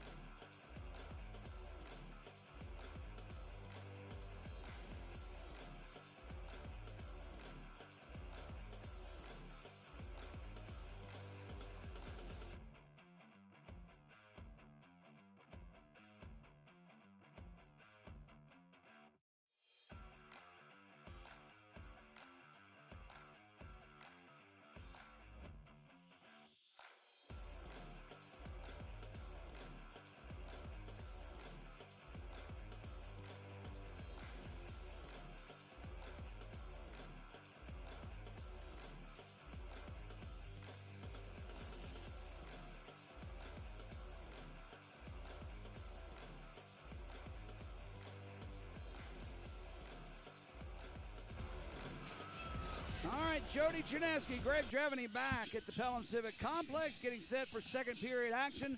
No score at the end of 20 minutes. You know, Greg, Thursday nights, Tuesday nights, Wednesday night, not so good in Birmingham for the stands and the fans, but we had a late arriving crowd, and to be honest, it's a little better than I thought it would be. Agreed? Yeah, definitely. You know, it's one of those things, Jody, where, you know, Thursday at work, you're getting off work, you get home, and then you got to, you know, check in with the kids, see what's going on, feed the dogs, and then you're back out here. So, yeah, fans rolled in a little bit late here, but nicely accessing the facility here, and I think that everybody's geared up and ready for a big Bull second period. I hope this will be a little bit different. Not that first period wasn't entertaining. It was. But that's not the typical Huntsville-Birmingham period of hockey we normally see. Agreed? Well, I always take pride, Jody, in how Birmingham and Huntsville plays together, and it's always just high octane, 100 out of 100 out there. And, both teams are playing good hockey. It's about 85% out there. But I think we're going to see it get ramped up here in the second period now that they felt each other out for 20. Off the draw, Briley sends it in deep into the Huntsville zone, picked up by Connor Fries, and he'll skate away. Through center ice, dumps it near side for Burke. Newly acquired Nathan Burke in front. Bounces off a skate near side. Kept alive by the Havoc. Burke, cross ice pass. McCabe takes the shot. Deflected wide. There's a rebound in front. Score. Nathan Burke gets his first as a Huntsville Havoc. His first as a pro. That puck bounced right off the boards, Greg. Right onto his stick. Really no chance for Austin Lotz whatsoever. Well, that one caught everybody off guard, Jody. We talked about the quality of goaltending on both teams tonight. And you know that any goals scored aren't going to be conventional. And that one popping off the backboards and caught the Bulls defender. Brierly was out front, but he wasn't expecting it to return to the slot so quickly. And there was Burke all by himself and buried it on Austin Lotz. That'll be Burke's first. We'll get the call in just a moment. First goal scored by Huntsville, and we talked about that at the end of the intermission and how important it was. 27 seconds into the second period. Connor Fries, the assist, number 20, Matt Allen, and number 63, Craig McCabe. Goal scored at 27. He gave it to Connor Fries, but I believe they'll change that. Either way, it's 1-0 Huntsville. Elkston with the puck in his own zone. Birmingham tried to forecheck it away, couldn't do it. Comes back to center ice, and Youngworth puts it right back in for Birmingham. Sinclair catches up with it first. Tried to set it back for Youngworth. Is knocked away by Huntsville, who's got an extra step now. And as Birmingham keeps it alive, Thurston, near side Youngworth. Plays one off the boards for Apatagan, behind the net. Back for Thurston, one-timer, bouncing in, right in on Robinson. He steers it to the far corner, where it's picked up by Elkston. Kept alive by Ledzianko, but kicked free back into center ice by the Havoc. Phil Ledzianko, nice move around wrist. He takes it in, sends one out in front, Rose score! Wow. What a move by Phil Ledzianko. I thought he was going to shoot, Greg, but he just passed it gingerly back. And of all people was sitting there, Carson Rose, and that's not going to happen. Rose buries it. We're tied at 1. Well, Jody, I thought the move by Ledzianko was unbelievable to start with, and I think that he might have had Robinson beat, but Robinson came across with him, and then he dropped past it, of all things, to Rose, who came in with a move of his own forehand, backhand, and Robinson had no chance on that on a double deke, so good Phil job by the Ledzianko, Bulls. he faked the forehand shot and just slid it back to Rose. Here's the call. Goal scored by number 15, Carson Rose. His 25th goal of the season. The assist, number 23, Phil Ledzianko. And number 25, Trevor Thurston. And first Bulls goals. So Ledzianko, Thurston on the assist. That's Carson's 25th of the season. Birmingham with a puck in the Huntsville zone. Rose has it. Spins away from two Havoc. Back for Ledzianko, who had it tipped away from her. He really just lost it. And back comes Huntsville the other way. Alger with the puck. Sends it cross ice. Matthews intercepts. Comes to Carson Rose. And he'll send it back to Matthews. 2 goals a minute apart. Minute 2 to be exact. And we're tied at 1. Now Fisher tips one into the far corner. Matt Clark going in after it. Matt Allen on him, so he'll send it around the near boards. Gets past Procopio and out. Birmingham's Olding has it. Tried to set it up for Glover. It bounced over his stick, and Huntsville clears it back into the Bull zone. Matt Clark spins away. Sets it up center ice for Glover. He's knocked down on the play by McCabe, who also goes down, but the puck finds its way right into the crease. So Austin Lotz jumps on it and covers it. Well, one of those things, Jody, where so much goes into getting ready for these games. I know you and I talked multiple times throughout the start of a week getting ready for, a game Thursday night, a game Friday night, whatever. But we talked about Carson Rose and who he was paired with, and we went back and forth about who we'd like to see with him. And you mentioned Ledzianko as a playmaker, and there it pays off for the Bulls in spades with Ledzianko setting that one up. Nice little dish for Rose, and he does what he does all year and finishes. All right, let me ask you about Ledzianko. Yep. I don't know if he beats Robinson, but he had this near side of the net to shoot at, and he opted not to. That drives me crazy sometimes. Shoot the puck, you know? It worked out, but if you got the shot, do you not shoot it? No, he's got a little Yari Curry in him, I guess. Oh, boy, don't say that. Huntsville brings it back into the Bull zone. Connor fries right into the glove of Lotz, who squeezes it once again. He's really something about that. He just does not want to take a chance. If it's in his mitt or in his midsection or under his arm, he's not moving. We'll have a face-off. Well, that's a veteran presence there, Jody, knowing when to slow down the game. And like I said, the Bulls in the entire first period, they did a really good job defensively, one-on-one in front of the zone. And Lotz just wants to slow it down right now and give everybody a chance to reset. Risk off the draw, sends one behind the net. It'll be played by Scahill. Up to Apatagan, he can't clear. Kept in by Connor, look out. That puck bounced weirdly off the boards. Lotz's stick steers it aside, though. Behind the net, Larson gets away from Sinclair. Buster Larson holds on to the puck. Drops it off down low for Elkston. He plays it down low. There's a deflection in front. A nice play off the stick of Gio Procopio. But that one goes high and out of the way. He was right there all alone, Greg. Well, and you can see that, Jody. We talked about those unconventional plays and just trying different looks here. And there's Huntsville with one right across the goal line from the corner. Procopio right there in the slot, looking for a high deflection up top in the cage and just careened wide. So, good job for the Bulls. I'm wondering right down there by the edge of that encore sign, Jody, if that plastic isn't peeled away a little bit. That was a weird hop off the draw. Huntsville once again with it. Elkston spins away. Tried to backhand one in the near far corner, but Lotz was there and once again squeezes it, and we'll have another face-off.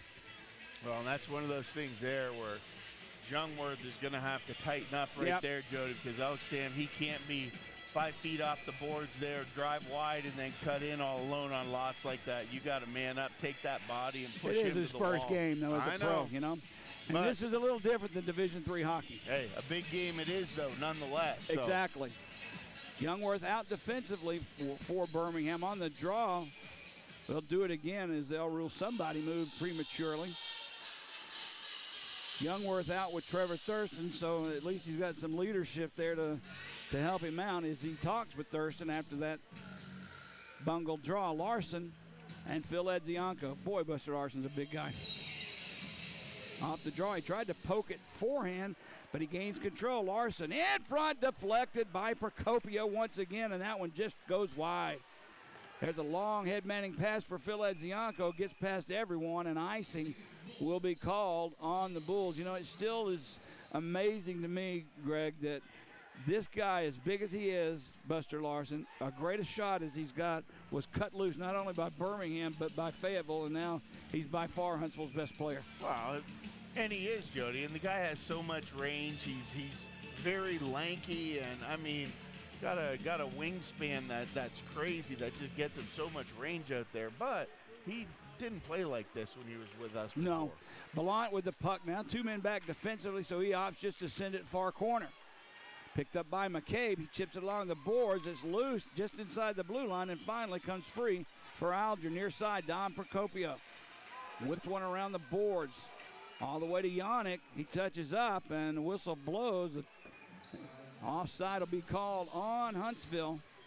So we'll step back to center ice and have a face-off. Well, they'll bring it back. Did they rule that icing? Yeah, all the way. Okay.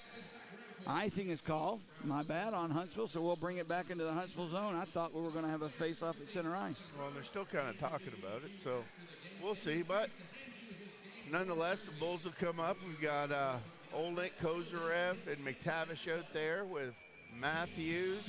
And is that Scahill on the other side? Clark on the other side, Matt on the other side, okay. Olnick on the draw for Birmingham, Ruffin for Huntsville. To the right of Robinson, puck drop, bounces off the boards, and here comes Huntsville that quickly through center ice. Yannick has Matthews back, curls through the slot. Yannick, a shot, stick save made by Lotz. Clark plays it but not out, kept alive. Ruffin has it. He'll curl through the slot, takes the shot. Matthews, a good defensive play, deflects that shot before it got anywhere near Lotz into the netting and out of play. Well, and it seems like there's 2 or 3 different types of hockey players, Jody. Yannick, to me, he fits right in that, he's a scorer. Like Ballant, like Rose. And whenever he gets the puck inside the top of the circles, you see him looking to find a lane and then find a shooting area to get to the net. Yannick done well against Birmingham. 2 goals, 7 assists on the year. He's their leading scorer against the Bulls. Apatagan with it. Gets away from Fisher on a nice move. Sets it up near side for Clark. Taps it ahead for Kip Ledzianko. He takes a shot and scores! Holy cow! He nailed the far corner just inside that far post. And Kip Ledzianko off the pass from Matt Clark gives the Bulls a 2-1 lead. And Jody, I was just about to say, through the neutral zone, Clark had the lane to send Ledzianko, and then he opted for a little dish off the boards and sent him a different way. And that little alter entrance into the offensive zone, Robinson had to change up his angle, and Ledzianko just beat him with a quick wrister to the stick side low. And what a shot by Ledzianko. Shoot the puck. Woo! I've been telling those two twins this all year long. Here's the card. By number 91, Kip Ledzianko. His 11th goal of the season. The assist, number 11, Tony Apatagan, and number 20, Matt Clark. And first Bulls. So Clark gets the primary assist, Apatagan the secondary, but more importantly, the Bulls a 2-1 lead. Puck all the way back down in on Lotz. Look out, Elkston coming in. Now it's a little pushing and shoving. Scahill pushing away Elkston, not very toughly or hard, but he did it. As that bouncing puck really came in Lotz. Not that he had any trouble with it, but he didn't want to, so he covered it.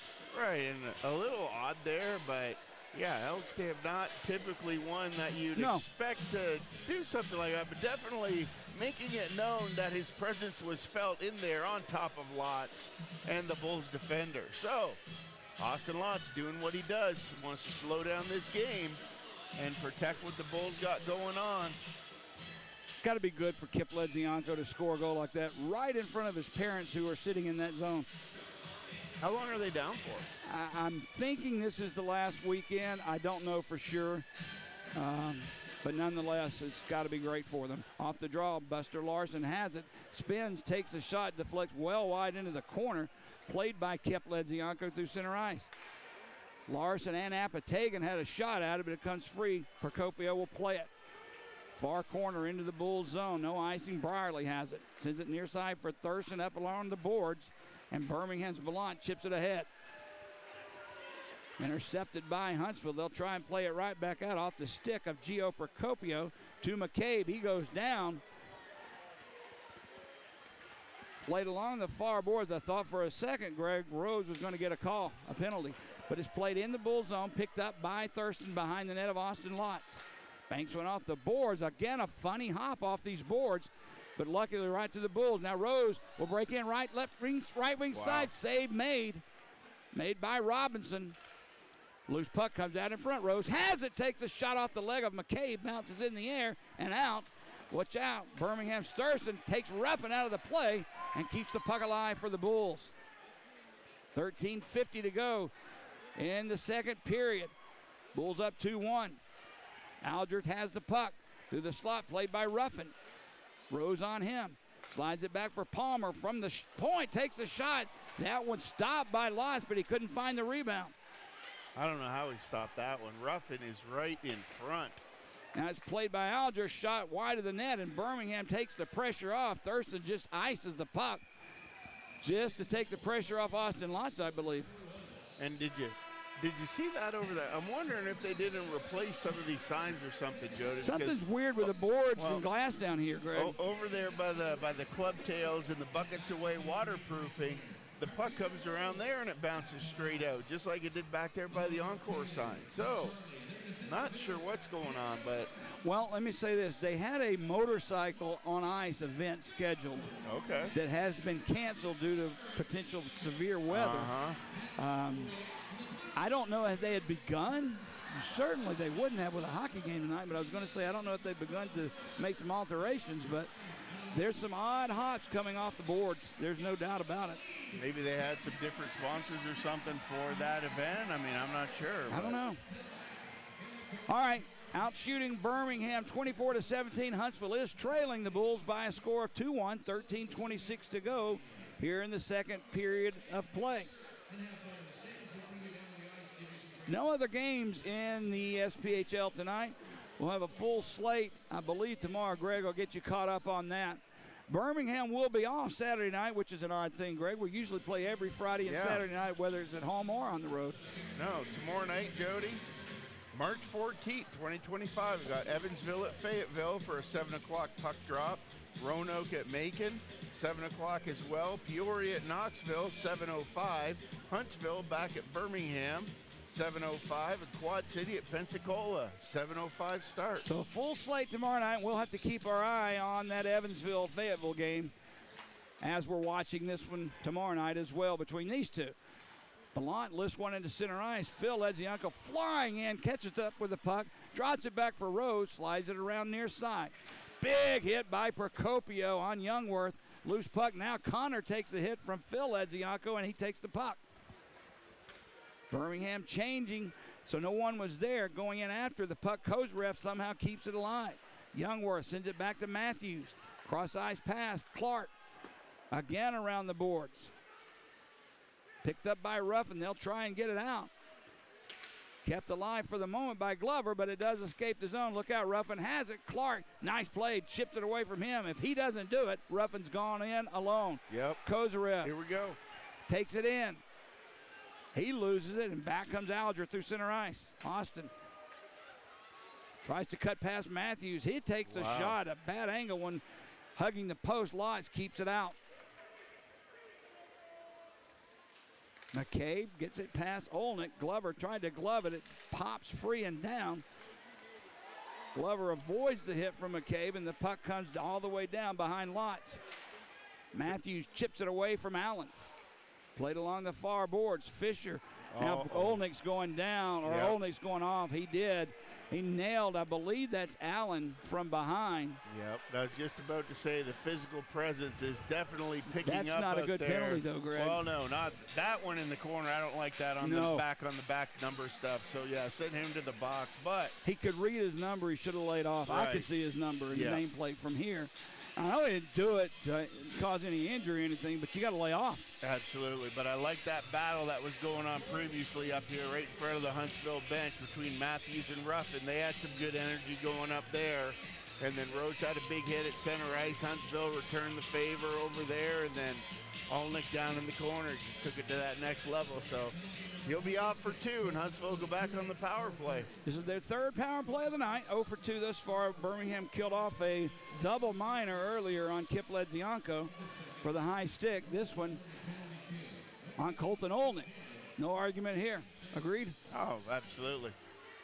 McTavish on the draw for Birmingham in the Bull zone. Gio Procopio for Huntsville. Chip back to the blue line for Risk. He sends a low shot in, save, rebound, loose, still loose. Kick to the corner by the Bulls. Cahill out after. He tried to poke it free. Ruffin gets involved in there. Along the near side, McTavish drops it for Brierly. Fighting for it in the corner, Gio Procopio slides it far side for Yannick. He draws it back for Risk. Alger thought about a one-timer, holds on to it. Kick free by McTavish, and a good play keeps it out of the zone. Good second effort by McTavish. He takes a hit over there on Yannick, but Yannick manages to get it in. Played by Huntsville. That's Gio Procopio with the puck.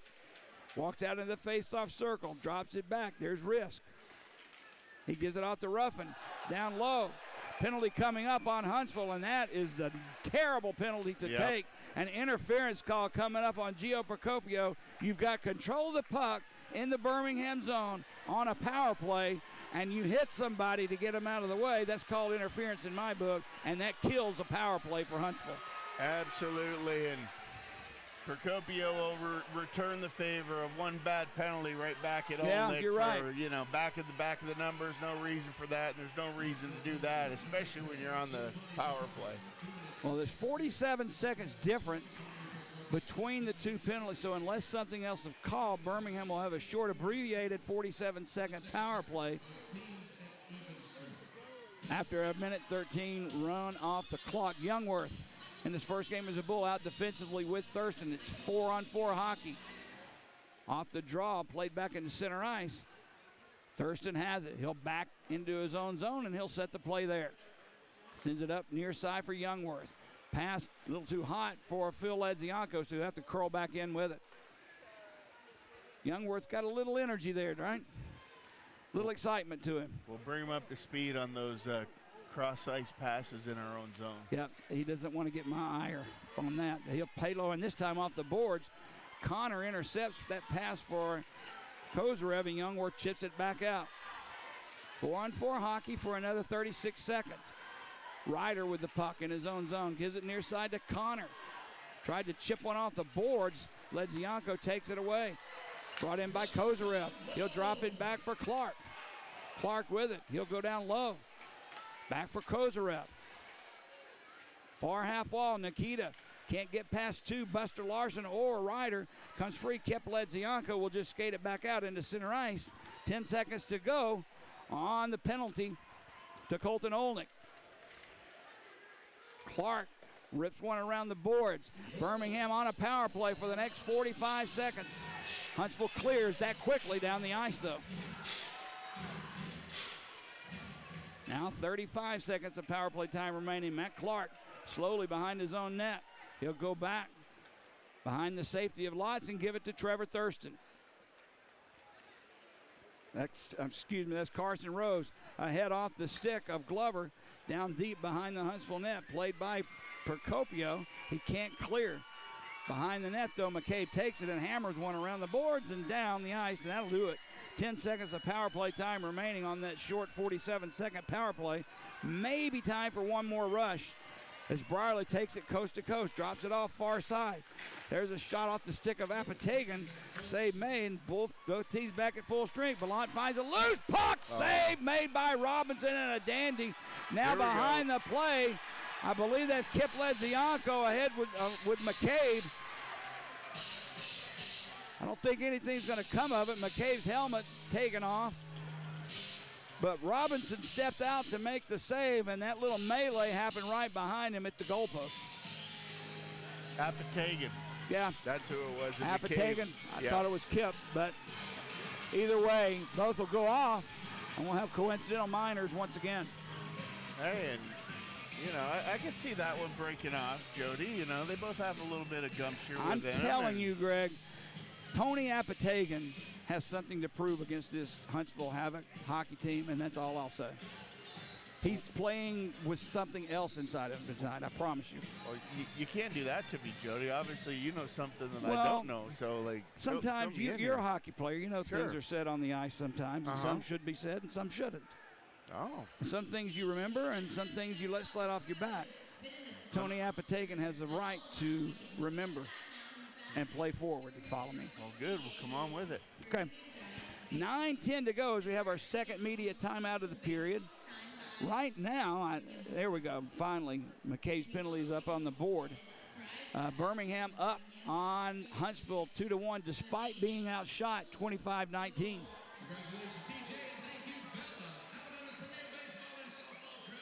Tomorrow night, I expect a much more, how can I say it, lively and full crowd.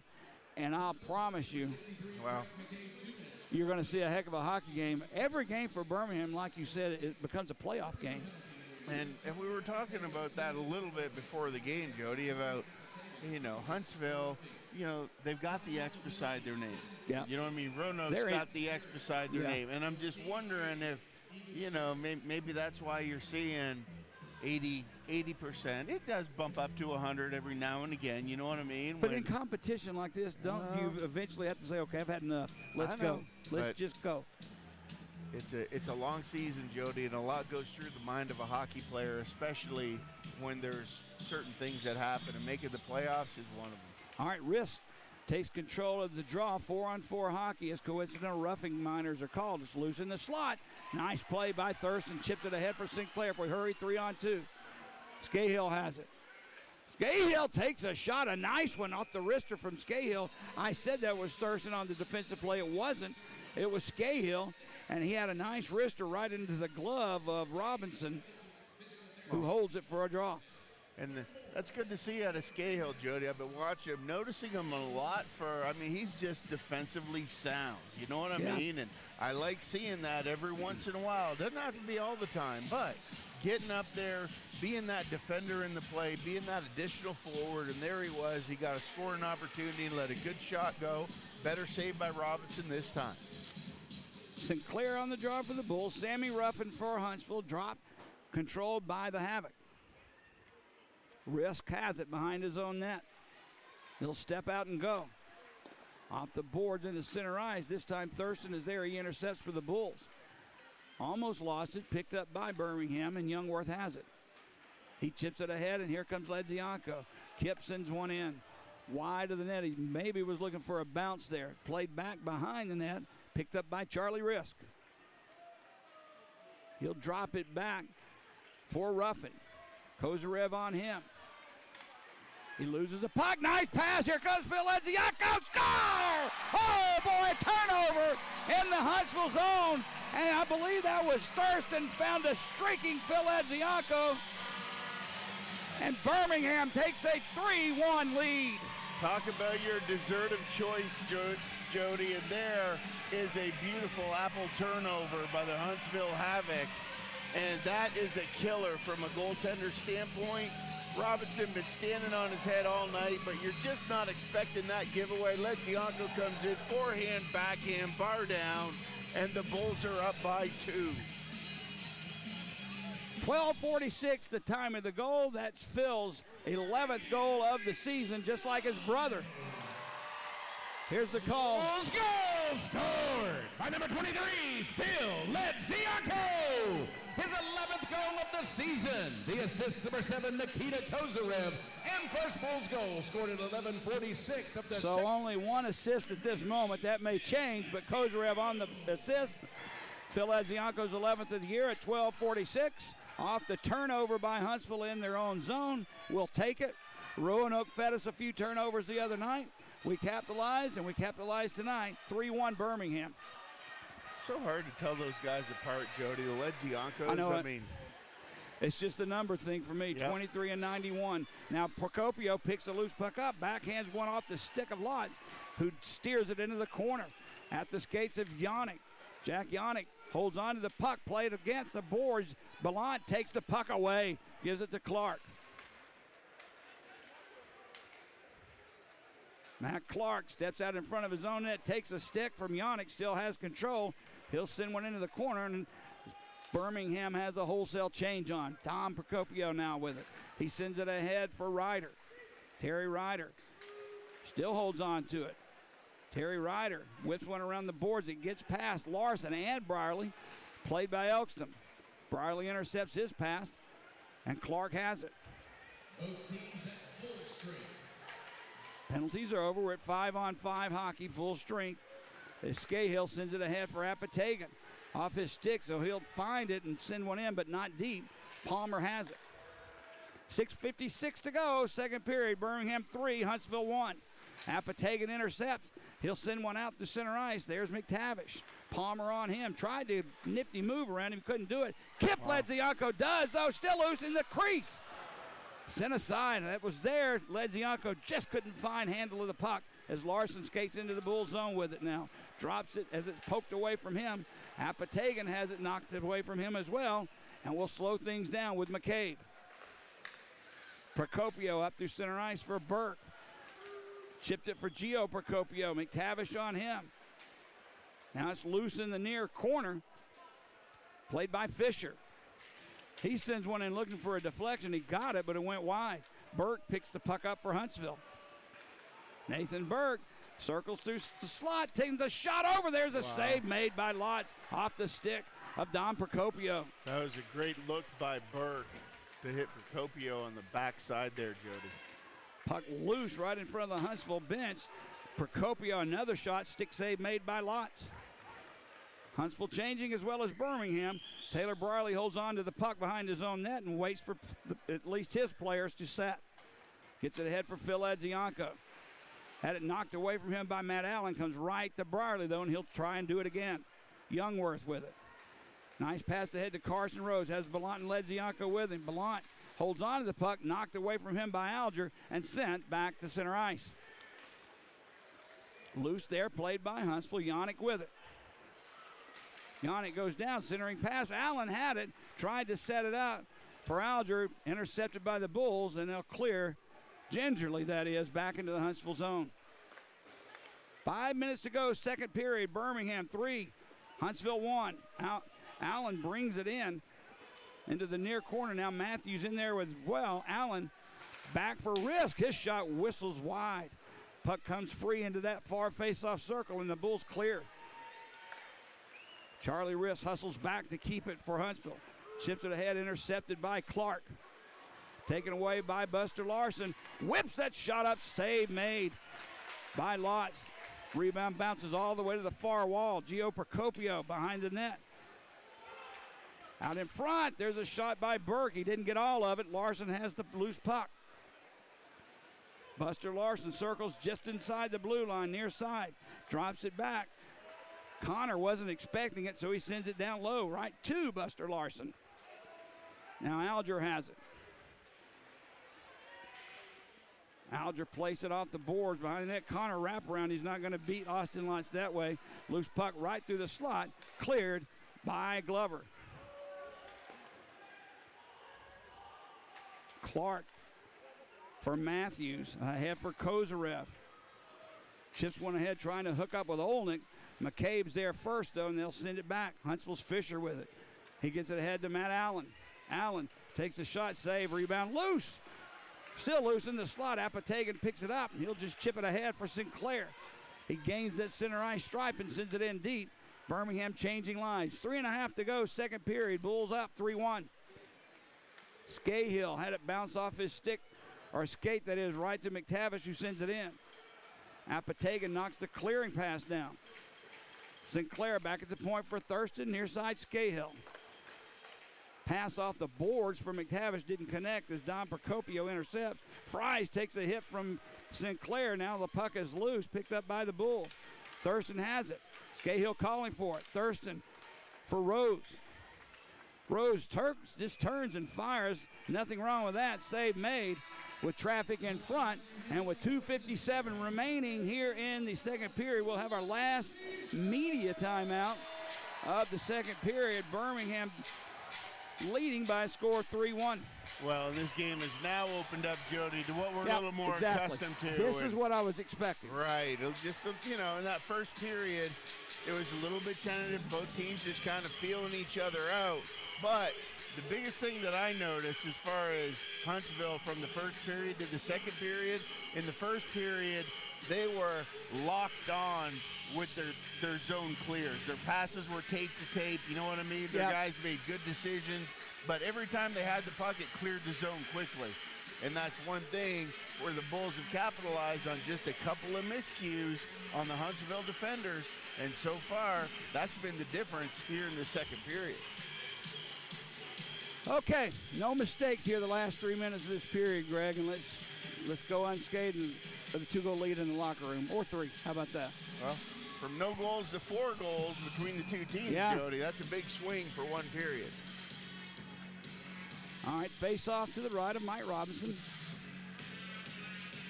Lezianko and Ruffin on the draw. Sammy won the draw last time. This time it's loose. No one wins it clearly. Whipped around the near side. Birmingham's Youngworth keeps it in. Now Allen tries to chip it out. Youngworth again keeps it alive for the Bulls. He'll slide it to Thurston. His shot is blocked.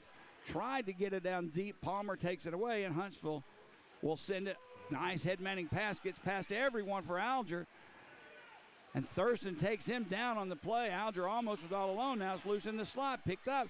There's a shot off the leg of Youngworth from Yannick, and they'll clear. And that's Ruffin again, setting up camp right in front of Lotz every shift, Jody. Nice play by Carson Rose. Knocks that pass to Alger down before they can connect. Huntsville looks like they're trying to catch the Bulls' defense sleeping. Well, they're definitely looking for those transition turnovers at either blue line to shorten up that ice and get a quick one in on Lotz. Ryder, a nice long pass ahead to Larson. Back defensively, Birmingham breaks that up, and Olnick backhands one to the near side. Picked up by Glover. Right wing side. Drake had it bounce off his stick. Is loose still. He takes it back away, goes down, and Taylor Brierly will have it at center ice for Birmingham. Scahill with it. Tried to set it up for Glover, gets past everyone, and as Kozarev touches up, no icing. Olnick plays it back at the point. Scahill had it bounce off his stick. He tried to get it in deep. Scahill lost it, finds it right in front of the Bulls bench, and fires it in. And that little play right there is so key, Jody. You get that puck deep every time for the Bulls. Now we're going to have an intentional offside. They're going to rule it, so a faceoff's coming down in the Birmingham zone, as that was McTavish in. He never cleared the zone. The linesman's arm was in the air, so he'll rule it intentional. And the faceoff comes down to the right of Austin Lotz. And with 1 minute and 20 seconds left, Jody, definitely not something that you just want to go giving away is free draws in your zone. No, not late in a period. I would prefer Austin Lotz make the draws in my zone happen by covering a puck. Face off to his right. Sammy Ruffin again for Huntsville. McTavish for Birmingham. Loose at their skates. Tried to kick it free. Ruffin tips it back for Procopio. Bounces in the air. Cleared by the Bulls. Apatagan has it. 2 men back for Huntsville. Apatagan takes a big hit far side. That was McCabe. Put his shoulder into him. Now McCabe takes a return hit from Apatagan. Not quite as effective, and Sammy Ruffin sends one around the boards deep. Less than a minute to go here in the second period. Huntsville with the loose puck. Yannick has it. Circles back inside the Bulls blue line. He takes a shot deflected wide.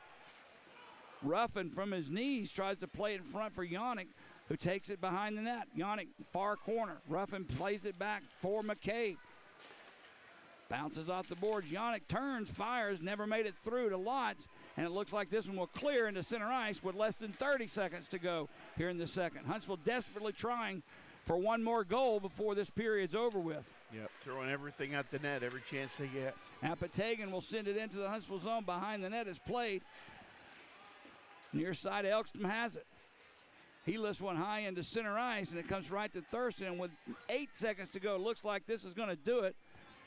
Really no checking pressure from Larson, and that'll do it for the second period of play as the clock strikes 0. Birmingham gives up that first goal, and a very quick one, 27 seconds into the second, but responds with goals at 1:29 by Rose, 4:36 by Kip Ledzianko, and 12:46 by his brother Phil to take a 3-1 lead into the locker room with 20 minutes to go. Well, Jody, that's definitely one where we thought that first goal was going to be such a difference maker, but when they were both scored within a minute of each other, they seemed to negate each other, just kind of reset the game, and then the Bulls bounced back off a couple of miscues by Huntsville, and all of a sudden, here you are being outshot 31-24, but you're up by 2 going into the third period. And talking with Joe Honk, the Huntsville announcer for tonight, he's not the normal announcer, but he said something that just struck me as odd. He said that, all right, I'm going to try and get this straight because I don't want to misspeak. But he said that the staff, I don't know if he meant coaching or front office, but the staff said this place is a house of horrors for Huntsville, and it has been as of late. We've outscored them 13-4 coming into tonight. Does that get into the head of the players? Is that what they're thinking? I think it does, Jody, and you know, I kind of feel the same way about going into Huntsville. You know what I mean? Because you know what the Huntsville crowd's gonna be like. Well, they're there every night. You're right. Well, you know, and they sell out, and it's a great atmosphere to play. However, the Bulls always seem to play it pretty close. It's usually one goal either way, you know. But for Huntsville, yeah, I agree. They're definitely, for lack of the Viper term of Cahaba Valley, snake bit as of late coming in here. And you know what, 6-2, 7-2 the last couple games. 2 games, and, you know, here they are down 3-1. So yeah, from, you know, as a goalie, I can speak from that aspect of it. It definitely is something that sits in the back of your mind coming into a rink, and like I said, Robson stood on his head for the first 20 minutes. Exactly. And still continues to stand on his head because those goals that were given up were not his fault by any, I think he could course have. of the ship. I think he'd like to have that last Kip Ledzianko goal back because, well, it was a nice shot. It snuck in down that far post. But he usually stops those, does he not? Yeah, well, sure he does, Jody. But that's the thing. As a goaltender, you know what I mean? To break it down for you, as a team is coming from their zone across the red line, as a goaltender, you want to be out on the top of your crease in your angle. I call it red line ready. So that is, they're coming across, entering your half of the ice, you're ready, you're tracking the puck, and you're moving. But and I was guilty for it too as much as anybody else, but when your defenseman has the puck in the corner, as a goaltender, you kind of straighten up and take your foot off the gas a little bit because you assume that puck is going to clear the zone. And when it doesn't, it's almost like a knee-jerk reaction of, oh my gosh, now I got to get set. And just like that, Ledzianko was so fast getting to the front of the net. Robinson did everything he could, but at the end of the day, it was that giveaway. It just caught him off guard. All right, score at the end of 2 periods of play, Birmingham 3, Huntsville 1. Stay with us. We'll have part 2 of our interview with head coach Craig Simchuk coming up right after this. You're listening and watching Birmingham Bulls hockey. This is a shout out to the professional tailgaters, game day grillers, and potluck pros. Whether you bake it, smoke it, stack it, or melt it, there's nothing more important than how you cook up your team spirit while serving it with an ice-cold Coca-Cola, Coke Zero Sugar, or Coke Life. We may not all agree on the best game day food, but when you serve your meals with a Coke, you know you've got yourself a winner.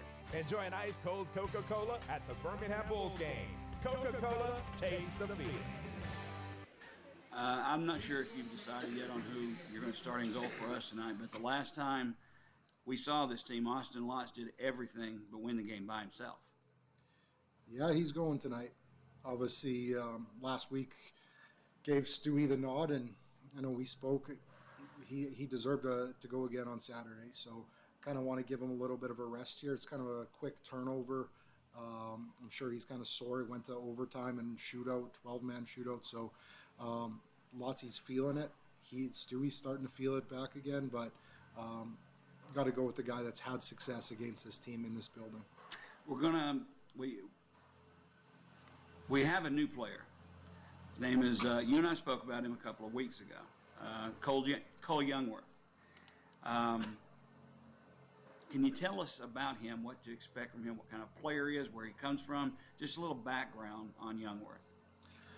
So there's obviously been a connection through the last few years of Wilkes University.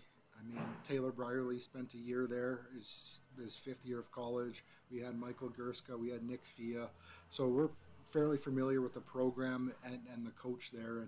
And I got wind of Cole's name early on in the season, and I don't like calling players while they're spending their last couple months or season of their senior year and bug them and get them not focused on their hockey. So we touched base once, and we just kept tabs on him, kept following him, and he was Taylor Brierly's D partner for a bit when Cole was a freshman and Taylor was a senior. So he spoke very highly of his on-ice abilities, but also his off-ice and his character. And the coach had nothing but good things to say. And so we continue to make some calls around. And he's an offensive defenseman for sure. Definitely offensive-minded, but responsible. He's not overly big or strong. He's not going to kill anyone or blow anyone up, but he's going to make the right, simple plays. And, I mean, right now, if we get out of our zone quick and get on offense, I mean, we're off to the races. So that's what we're focusing on, and we're excited. I mean, I know he's probably nervous, his first pro game, but he looked fine this morning in pregame skate. So we're glad to have him here. Who are you going to pair him with? Right now, probably Trevor Thurston. So, and I'm sure there's going to be some juggling. We thought about putting him with TB, just familiar face, and I know Brierly can kind of, if needs help, he could pick up the slack on his part. But for right now, we'll put him with Thurston and see how that goes. All right, let's talk about Scahill as well. 2 new defensemen really in the past couple of weeks. The defense room's getting crowded. Yeah, just ask Pac-Man. No, it is. And Yeah, it's a good problem to have because, I mean, I look at Scahill, and I mean, I can't say a bad thing about him. I don't want to say we didn't have high expectations. We just didn't know a lot about him. And he's been a pleasant surprise, and that's why I don't really necessarily want to break him and Taylor Brierley up, because they have been doing very well together. And I mean, we did video this morning with both of them, and I mean, all positive. Like, it's all good stuff that they're doing together. And I mean, there's still definitely a lot of learning curve. He's been here for a week, so I think his ceiling is very high, and we haven't even come close to that yet. So that's the exciting part. And then you look at a guy like Cole. I mean, he's a sponge. We're trying to go over systems and face-offs, and he admitted, he's like, I really wasn't taught any of this, or I've never heard some of these terms or philosophies. But then you go and translate it in a pregame skate, and it's like, oh, he got that pretty quick. You think he gets it pretty quick. So, I mean, we'll have a good indicator tonight, but we always say you can't judge someone by their first pro game or the first weekend. Some teams do, but we're going to give them a pretty long leash. Youngworth on a PTO or a standard contract? Yeah, he's on a PTO. So which defenseman are we scratching tonight? Which defenseman will be out? Do you know yet? Ryan Romeo. He's not feeling too hot right now. Kind of looked like crap this morning. Looked tired, didn't sleep well. I don't know if it's a stomach bug going around, so we don't want to get him. Obviously, he sits next to Brierley and Stewie, so definitely don't want to get those guys sick in the room. So we told him to stay home tonight. College season's quickly coming to an end in D3. But while that's good for you, it can also create problems. What do you foresee over the next couple of weeks with the college kids at the end of their season? I don't know. I mean, I like where we're at. And it's funny because I talked to a couple coaches, and you can see the transactions. Some teams are loading up right now. I think Fayetteville brought in 5 or 6 new forwards, and I'm not a huge guy that likes change too much. I don't want to shake the apple cart too much, but we did some of our changes earlier, and that was the one thing I said. It was like we brought in Tony Apatagan, we brought in Jared Christie early on in, I think, January, and now Scahill, now Jungwirth. I'm like, I don't think we need to do too much. And then Doug Price tells me that I ran out of PTOs, so I'm kind of out of luck in that part. So I think for right now it's more fine-tuning, getting everyone on the same page and kind of sticking with what we got here. All right, good luck tonight. Thank you.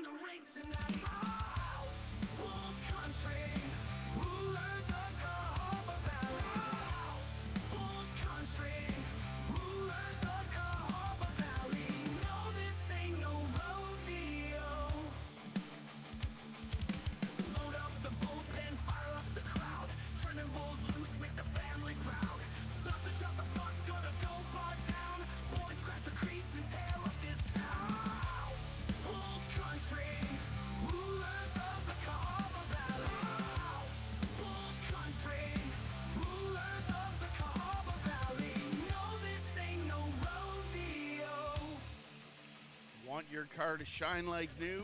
Ready for a clean, slick look? Whether you need a quick clean or the ultimate deep wash, we've got you covered. At Mach 1 Car Wash, we offer a variety of wash types to fit your need, and every wash comes with free vacuums. Want unlimited washes for one low price? Join our Unlimited Wash Club for as low as $19.99 a month, with your first month just at $11. That's unlimited washes, rain or shine, so why wait? Stop by Mach 1 Car Wash today, and let's get that car sparkling. Mach 1 Car Wash. Clean, fast, fun. Mach 1 Car Wash, the official car wash partner of the Birmingham Bulls. Looking to live your best life? The Southern Shirt Company has you covered. It's time to upgrade your wardrobe with our end of the season sale. Shop quality clothing that blends comfort and style, perfect for every occasion. From trendy tees to laid-back lifestyle wear, we've got everything you need to enjoy the good life. Don't miss out on incredible savings before it's too late.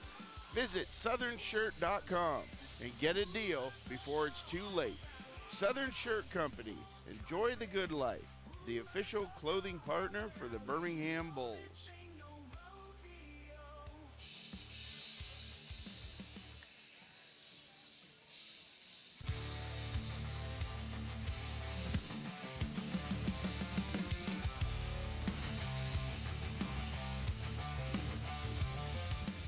Is your home showing signs of foundation trouble, cracked walls, uneven floors, or sagging ceilings? Southern Home Structural Specialist has got you covered, providing expert solutions with over 25 years of experience. We'll do anything from fixing cracks to leveling floors and crawl space work. Located locally in the downtown Birmingham area, foundation repair questions? We have answers at foundationunlimited.com. Call 205-520-9777 for a free estimate today. Southern Home Structural Specialist, the official structural specialist of the Birmingham Bulls.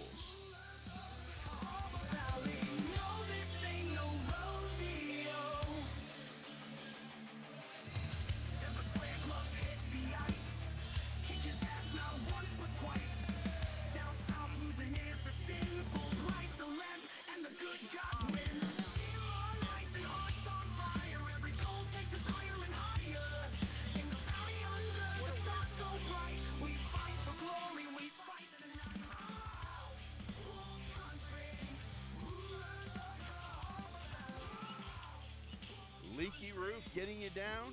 Time for an upgrade? Call the professionals at Alabama Roofing Professionals. We are your local pros right here in Trussville. At the Roof Pros, our first priority is you, the customer, and ensuring that you are happily satisfied with a roof that you love. Free estimate are yours upon request.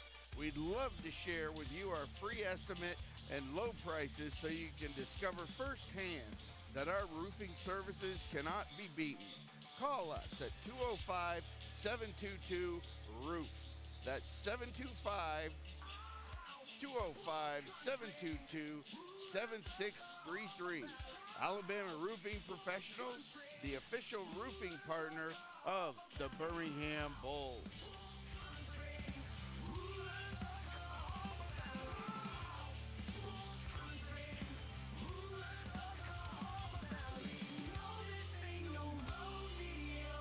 Bulls fans, life's too short to sit on the sidelines. UAB Sports and Exercise Medicine provides expertise to support everyone. Whether you're a professional athlete or a weekend warrior, UAB Sports and Exercise Medicine provides state-of-the-art facilities and top-notch specialists dedicated to helping you keep doing the activities you love, from personalized injury prevention to advanced treatments and rehabilitation. UAB Sports and Exercise Medicine has you covered.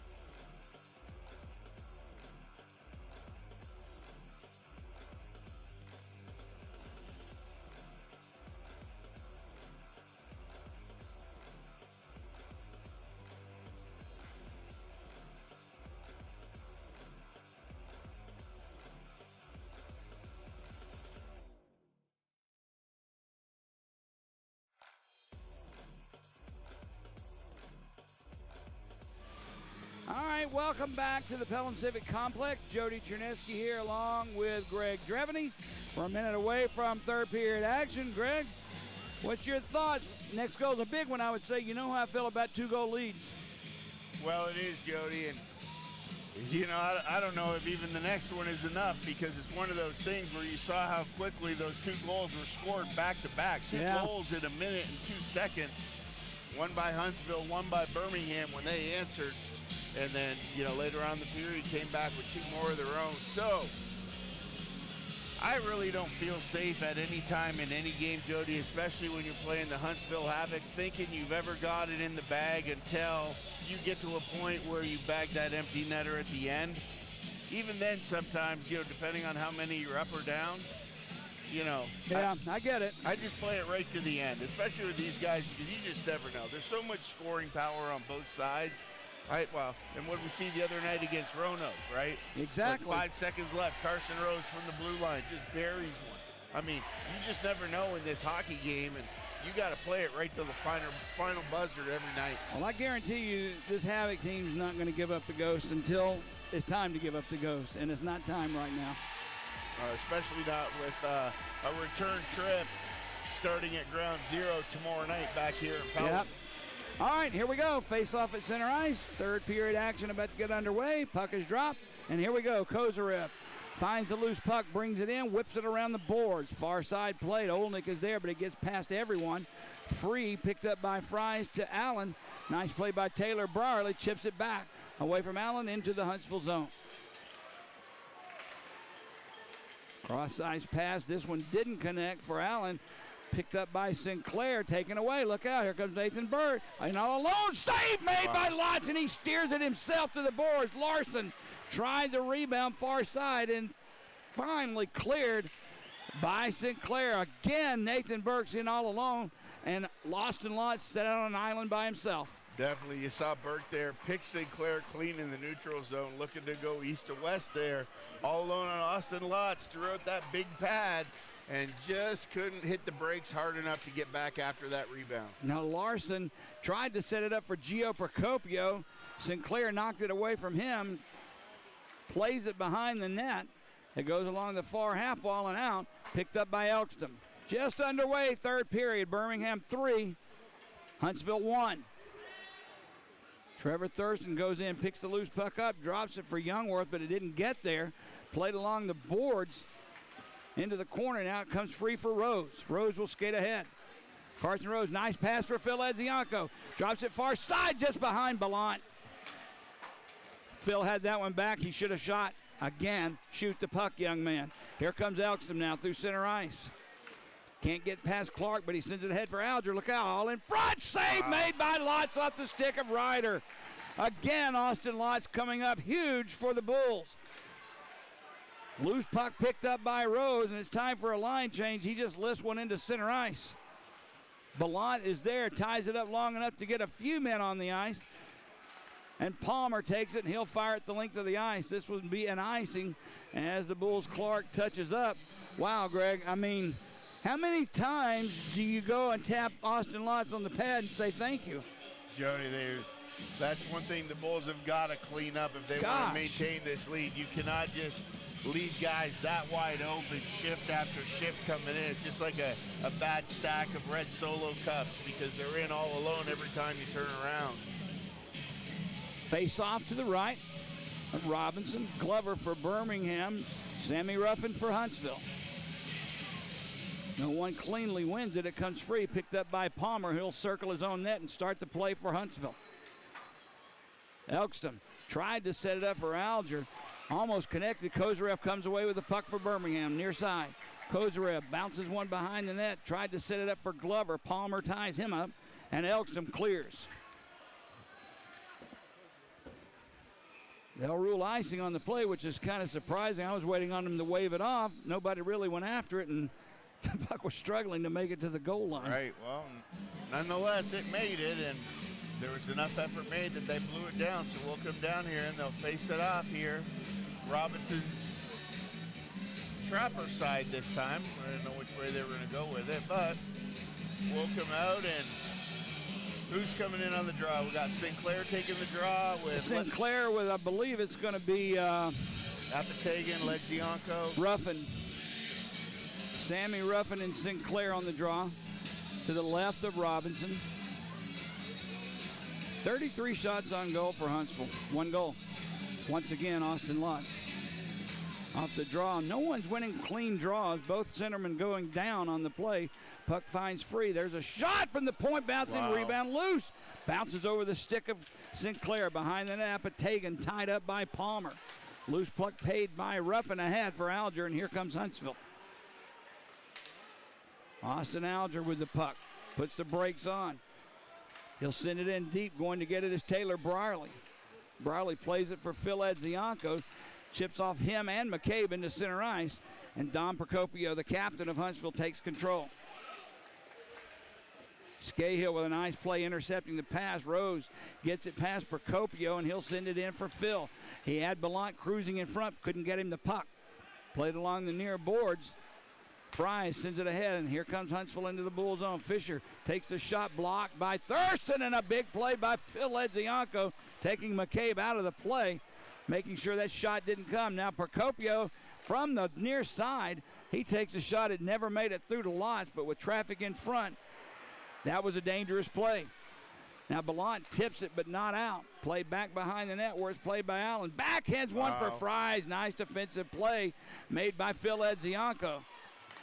Now Birmingham will clear. Ballant gets it ahead to Glover. Near side, Glover, 3 men back for Huntsville. Takes the shot off the arm. Rebound popped out in front, but it found the net of Mike Robinson. Glover with some good work there, Greg, just to get a chance to shoot the puck, and still made the play out in front. Well, and 2 notations on the last flurry of action there, Jody. One is Ledziankos are everywhere. Yeah. Breaking up plays, making hits. I mean, those guys are unbelievable tonight.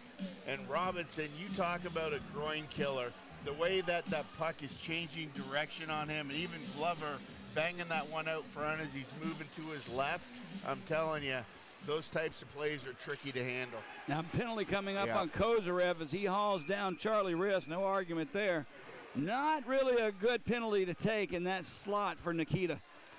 Well, one of those ones where he's just so quick, Jody. He gets his feet moving, and he just, gets dead-eyed. That's an offensive zone penalty when the puck's coming your way, Greg. I know, but he's trying to get to that puck, whatever it takes to get there, and he just happened to roll through the Huntsville player, and nonetheless, he's going to find himself in the box, but that's a hard-working penalty.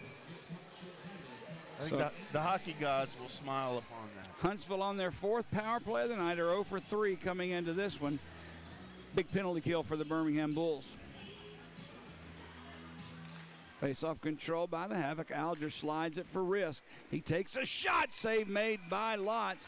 Right into the midsection, down on his pads, and he holds the rebound.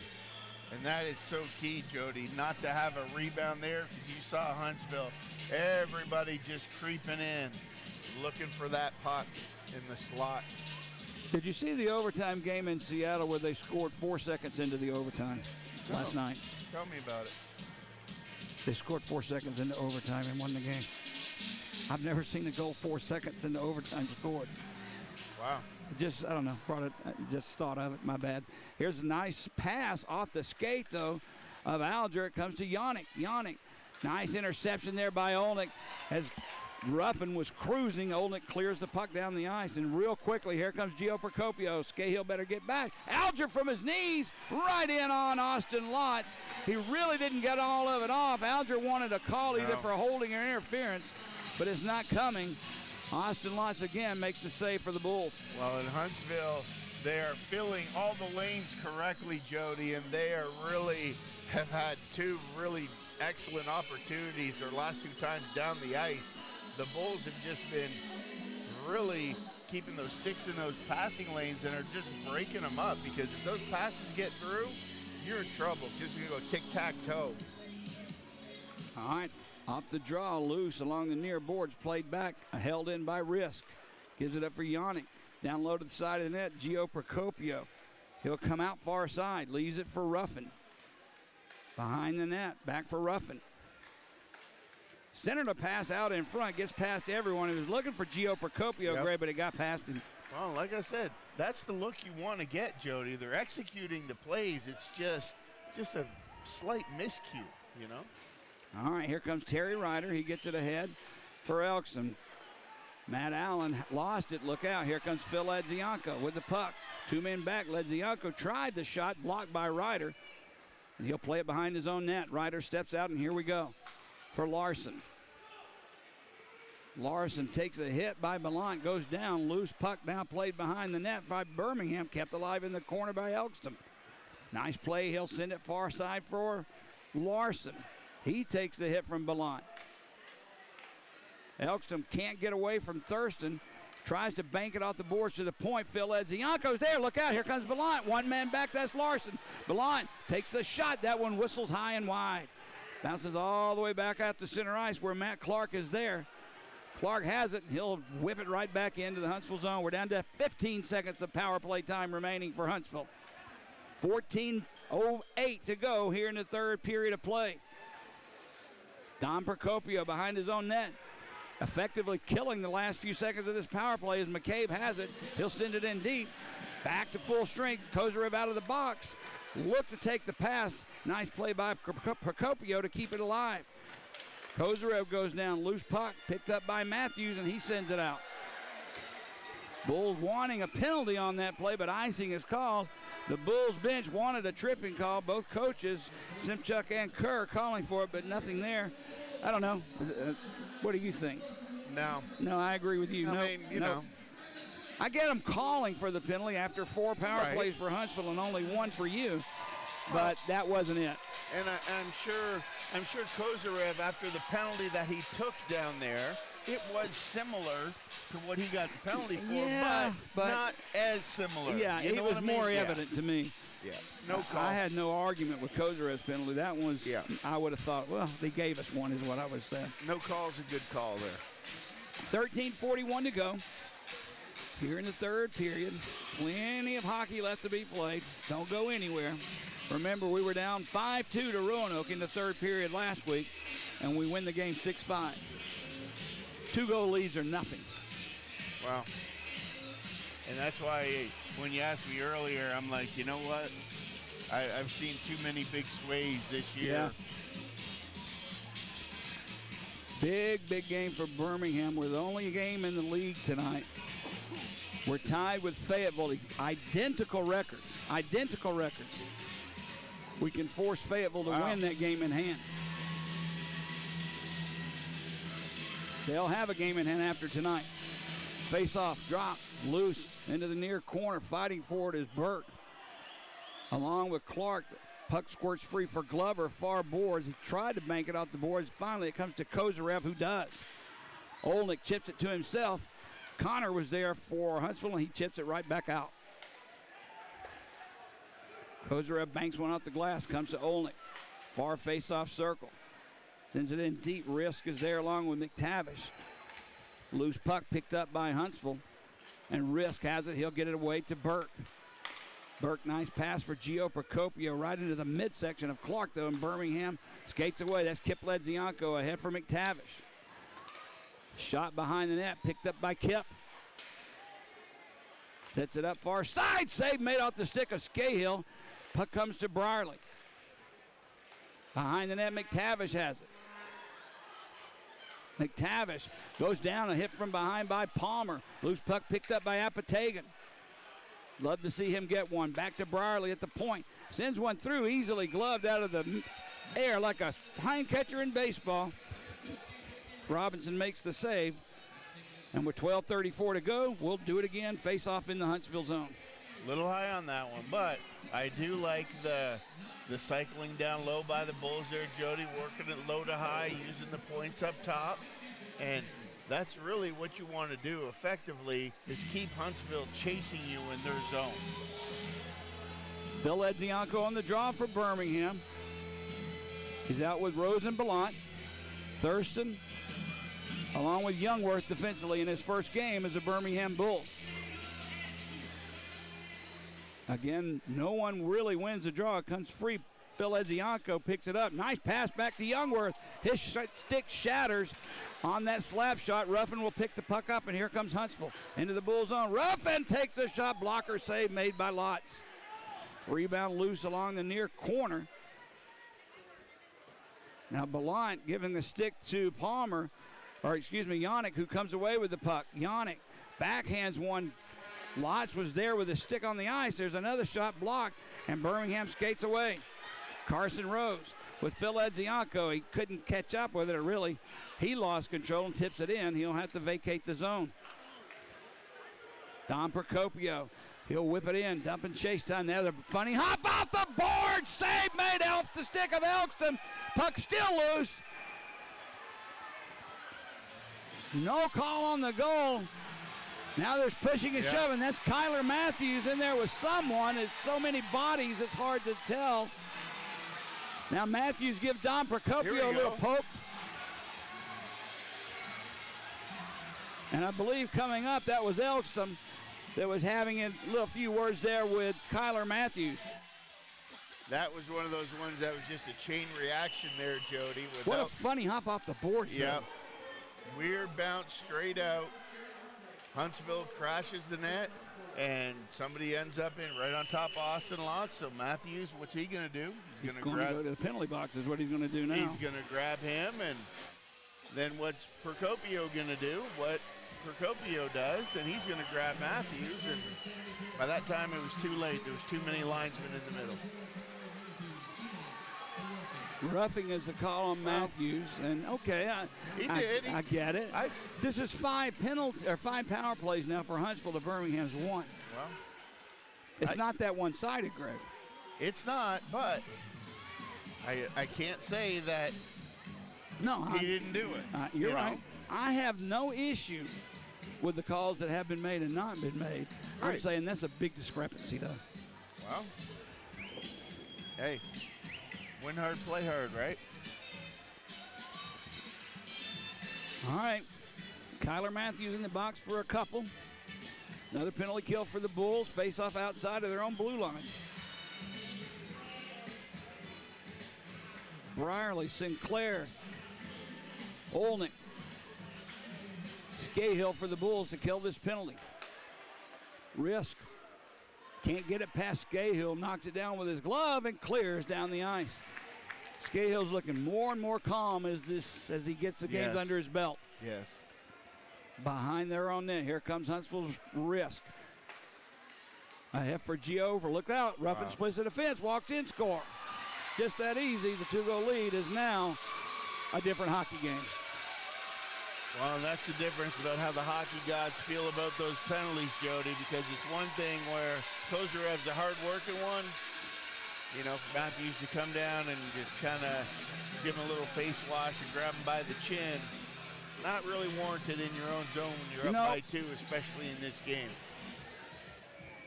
That's a big goal, Greg. Yep. That's for Ruffin, his 5th goal of the year, but wow, he made a nice move splitting the Bulls' defense and walked in all alone. Well, that's been something they've been hitting consistently, Jody, is that seam right down the middle.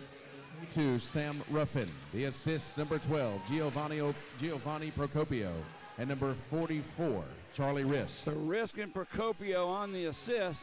Birmingham now with a slim 1-goal lead. We'll take it as Ladzianko behind the net tries to curl around, drives it back for Ballant in front for Rose. Didn't connect. Rose tries to poke it free, does, but can't keep it alive. Matt Allen sends one back into the Bull zone. Things are about to get very interesting as the play is going to really pick up in intensity. Oh, yeah, you can see everybody's flying now, a lot of drive-bys, and here we go. Brierly tries to skate around 3 men, does. He'll whip one around the boards. McTavish is back there. It bounces over his stick. Now Kip Ledzianko comes in. McTavish picks the loose puck up, whistles one behind the net for Kip. Gets past him, and Elkston tries to kip it out. He'll skate away. Look out, 3-on-2 the other way. Elkston gets it ahead for Larson, but it's offside as Elkston just didn't connect with that pass. He had a chance to go in 3-on-2. Yep. And they just held on just for a second too long, Jody. And you saw Ruffin over there on that left-hand side. If they would have headmanned him the puck, they would have had a 3-on-2 clear in, but A little too fancy there at the blue line, and that sends those weak side wingers offside, just like in that case with Ruffin, just a step ahead of the play. 10:15 to go, third period. Birmingham 3, Huntsville 2. Face off just outside the Bulls' blue line. That's Drake Glover along with Sammy Ruffin. Bulls control. Thurston with it. Gets it ahead off the stick of Olnick. Loose now. Played in front of the Huntsville bench. Just chipped inside the Huntsville zone. Risk plays it ahead to Yannick. Ruffin with it. Last goal scorer takes a shot. Pad save made by Lotz off a tough shot by Sammy Ruffin. Now Kozarev almost lost it. Chips it ahead for Olnick. He has nothing else he can do but bank one off the boards. They're getting these home run passes. Yannick with 4 men back, lost control of the puck. Olnick just wraps one out. Greg, I'm going to tell you something. Yannick went in with 4 men back. No Bull laid a body on him. Well, they're sending him to the outside, Jody, and posting up on the blue line and then hitting that guy with speed through the middle. It's hard to catch a guy when he's skating full tilt. That's played far side. Ledzianko for Ballant. He'll send it near side. Clark pinching in from the point, keeps it alive for Birmingham. Sends it far side for Phil Ledzianko. Has Ballant cruising in front, couldn't get him the puck. Bounces off a leg where Carson Rose had it momentarily, but the puck comes all the way back into the Bull zone. Wholesale line changes for both teams as Matthews behind his own net almost lost it to Fries. Sinclair can't get it out. Huntsville putting the pressure on, or Birmingham just not connecting with passes at this moment. Well, that last breakout resembled the breakout by Huntsville when Birmingham scored the third goal, Jody. And I was just sitting there, and it's like, when you have full possession of the puck, and then just for whatever reason it hits a skate or bounces and the puck's bouncing around, that's usually in that quick transition when you see those quick goals scored. Got to clean it up. 8:49 to go as we have our second media timeout of the period. Birmingham 3, Huntsville 2. I mean, 2-goal leads, you know how I feel about them, but gosh, I wish we could have that one back. He just walked in between 2 defensemen. Oh, Jody, that's happened 3 times this period. So Austin Lott, you know what I mean? You can't keep going back to the well and expecting him to get you out of it. So you just got to hold tight here. But yeah, for the Bulls, they've got to get back. They got to clog up that middle lane, either that or push 2D and play the 2 lanes closest to the puck on the strong side and take away that middle, send them to the outside. All right, face off to the right of Austin Lotz. I'll have to stand for this last 9 minutes of action. Puck is loose. Kip Ledzianko will catch up with it first for Birmingham, plays it for Brierly. Brierly banks one off the boards, hoping to connect with McTavish, knocked away from everyone. Loose puck sent into the Huntsville zone. Behind the net, Sinclair has it, spins away from Fisher. McTavish running screens, loose behind the net, picked up by Palmer. Kept alive by Birmingham, at least for the moment. Robbie Fisher sends it around near side, picked up by Huntsville, and they'll clear. This one's not going to be an icing. Out of his net, Lotz leaves it. That's Scahill. Tips it ahead for McTavish, right back in the Huntsville zone. Far side, Phil Elkson gets it ahead. He takes a big hit over there by Drake Glover. Goes down now. A slash by Don Procopio on Glover. Glover didn't even give him a second look. It's like he knew it was coming. Gio Procopio almost has his pocket picked by Kozarev, but Huntsville will play it back into the Bull zone. Under 8 minutes to go now, third period. Saw a pass right into the slot. Come on, guys. Let's watch what we're doing here. As Phil Ledzianko sends one around the net. Stopped by Robinson. He plays it for McCabe. They are connecting with the passes as Elkson sends it right back in. Loose puck picked up by Clark. Nice play off the glass and out. Skating away is Carson Rose. Rose had it, lost it. McCabe now has it for Huntsville. Kept alive by Kyler Matthews. Matthews, no one in front. He just slides it to the near corner for Ledzianko. Phil back to Ballant. Far side Matthews takes a shot, save, rebound loose. Clear to the side by Huntsville, and Ruffin will bank one off the glass and out. Icing is called on the Havoc with 6:53 to go here in the third. 1-goal lead for the Bulls. The tension and the pressure ramps up. I'll tell you one guy I'm really impressed with tonight, Jody, and how he's playing in both ends is Carson Rose. And that guy just went everywhere behind the net trying to make it happen. He jumps out in front. He's messing with the Havoc defenseman, comes over, finishing his checks on the wall, and had a good opportunity to get that shot off the rebound there. So Carson Rose, a little bit of everything tonight. Carson Rose, by far the best plus-minus rating in for the Birmingham Bulls, believe it or not, plus 21. Wow. And all the ice time Carson gets, what a valuable piece he is on the ice. And that's so hard to find, too, because usually your top scoring guy is a big minus. Yeah, exactly. Alger sends it ahead, tried to hook up with Yannick. Yannick has it. Brierly back defensively on him. It bounces off the stick of Yannick, so he'll send it behind the Bulls' net. Played by Alger for Yannick. Ruffin steps out in front. Backhander just trickles wide of that far post. There's a shot, whistles high and wide. Loose puck picked up by Connor. He keeps it alive for Huntsville. Now Brierly takes the puck away. Brierly slowly through center ice, gets it ahead. Nice pass for Sinclair. His shot off the stick of Connor into the netting and out of play. That was a dangerous play, Greg. We almost were tied. Jody, those backhands are so hard to stop as a goaltender, especially one like that. That was a spinnerama, and you saw it just go, and Lotz reacting to it right at the last second, kicked his leg out, but that puck, had it been angled a little bit differently, might have beat him to that far post. It was there.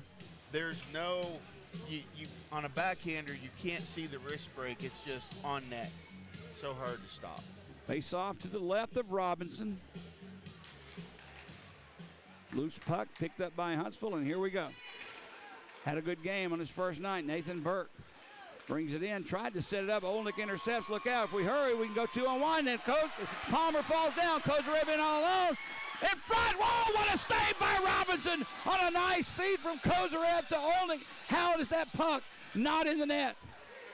Great anticipation by Robinson. Wow. Olnick in the corner. There's a shot for Kozarev. Blocker save made by Robinson. And now, if he wasn't before, he's in the zone right now. Well, you talk about what Austin Lotz has been doing at that far end. Like I said, Jody, that's a little bit of fuel for the opposing goaltender. Robinson bringing some of his own right now. Let's see how the Bulls respond. Matthews around far side for Ballant. Larson steps in between and takes the puck away. Loose puck now picked up by the Bulls and chipped out to center ice. Matt Clark with it. Far side for Matthews. Ledzianko tips it in. McKay back defensively. He gives it up for Elkston. Phil Ledzianko on him. Takes the puck away. Phil Ledzianko, a nice play defensively. Save made off the Ledzianko shot. Rose has it. He takes the shot high and wide, and the puck comes all the way back down in the Bulls' zone. What a play by Phil Ledzianko. Absolutely. Talk about different shot selection. Ledzianko goes low 5-hole. Rose comes back and goes top shelf. Just like that, Robinson on top of both of them. Now Alger has it in the Bulls' zone, sends it behind the net. Lotz will leave it for Clark. Banks one smartly off the boards, keeps it wide. Comes right back into Clark, who gives it to Scahill. He backhands one around near side. Apatagan is there. Puck is knocked down by wrist, keeps it alive for Alger. Alger takes the shot. That one goes wide. Now it's loose, picked up by Apatagan, and here we go to center ice. He can't get past Connor. He'll just send it in deep.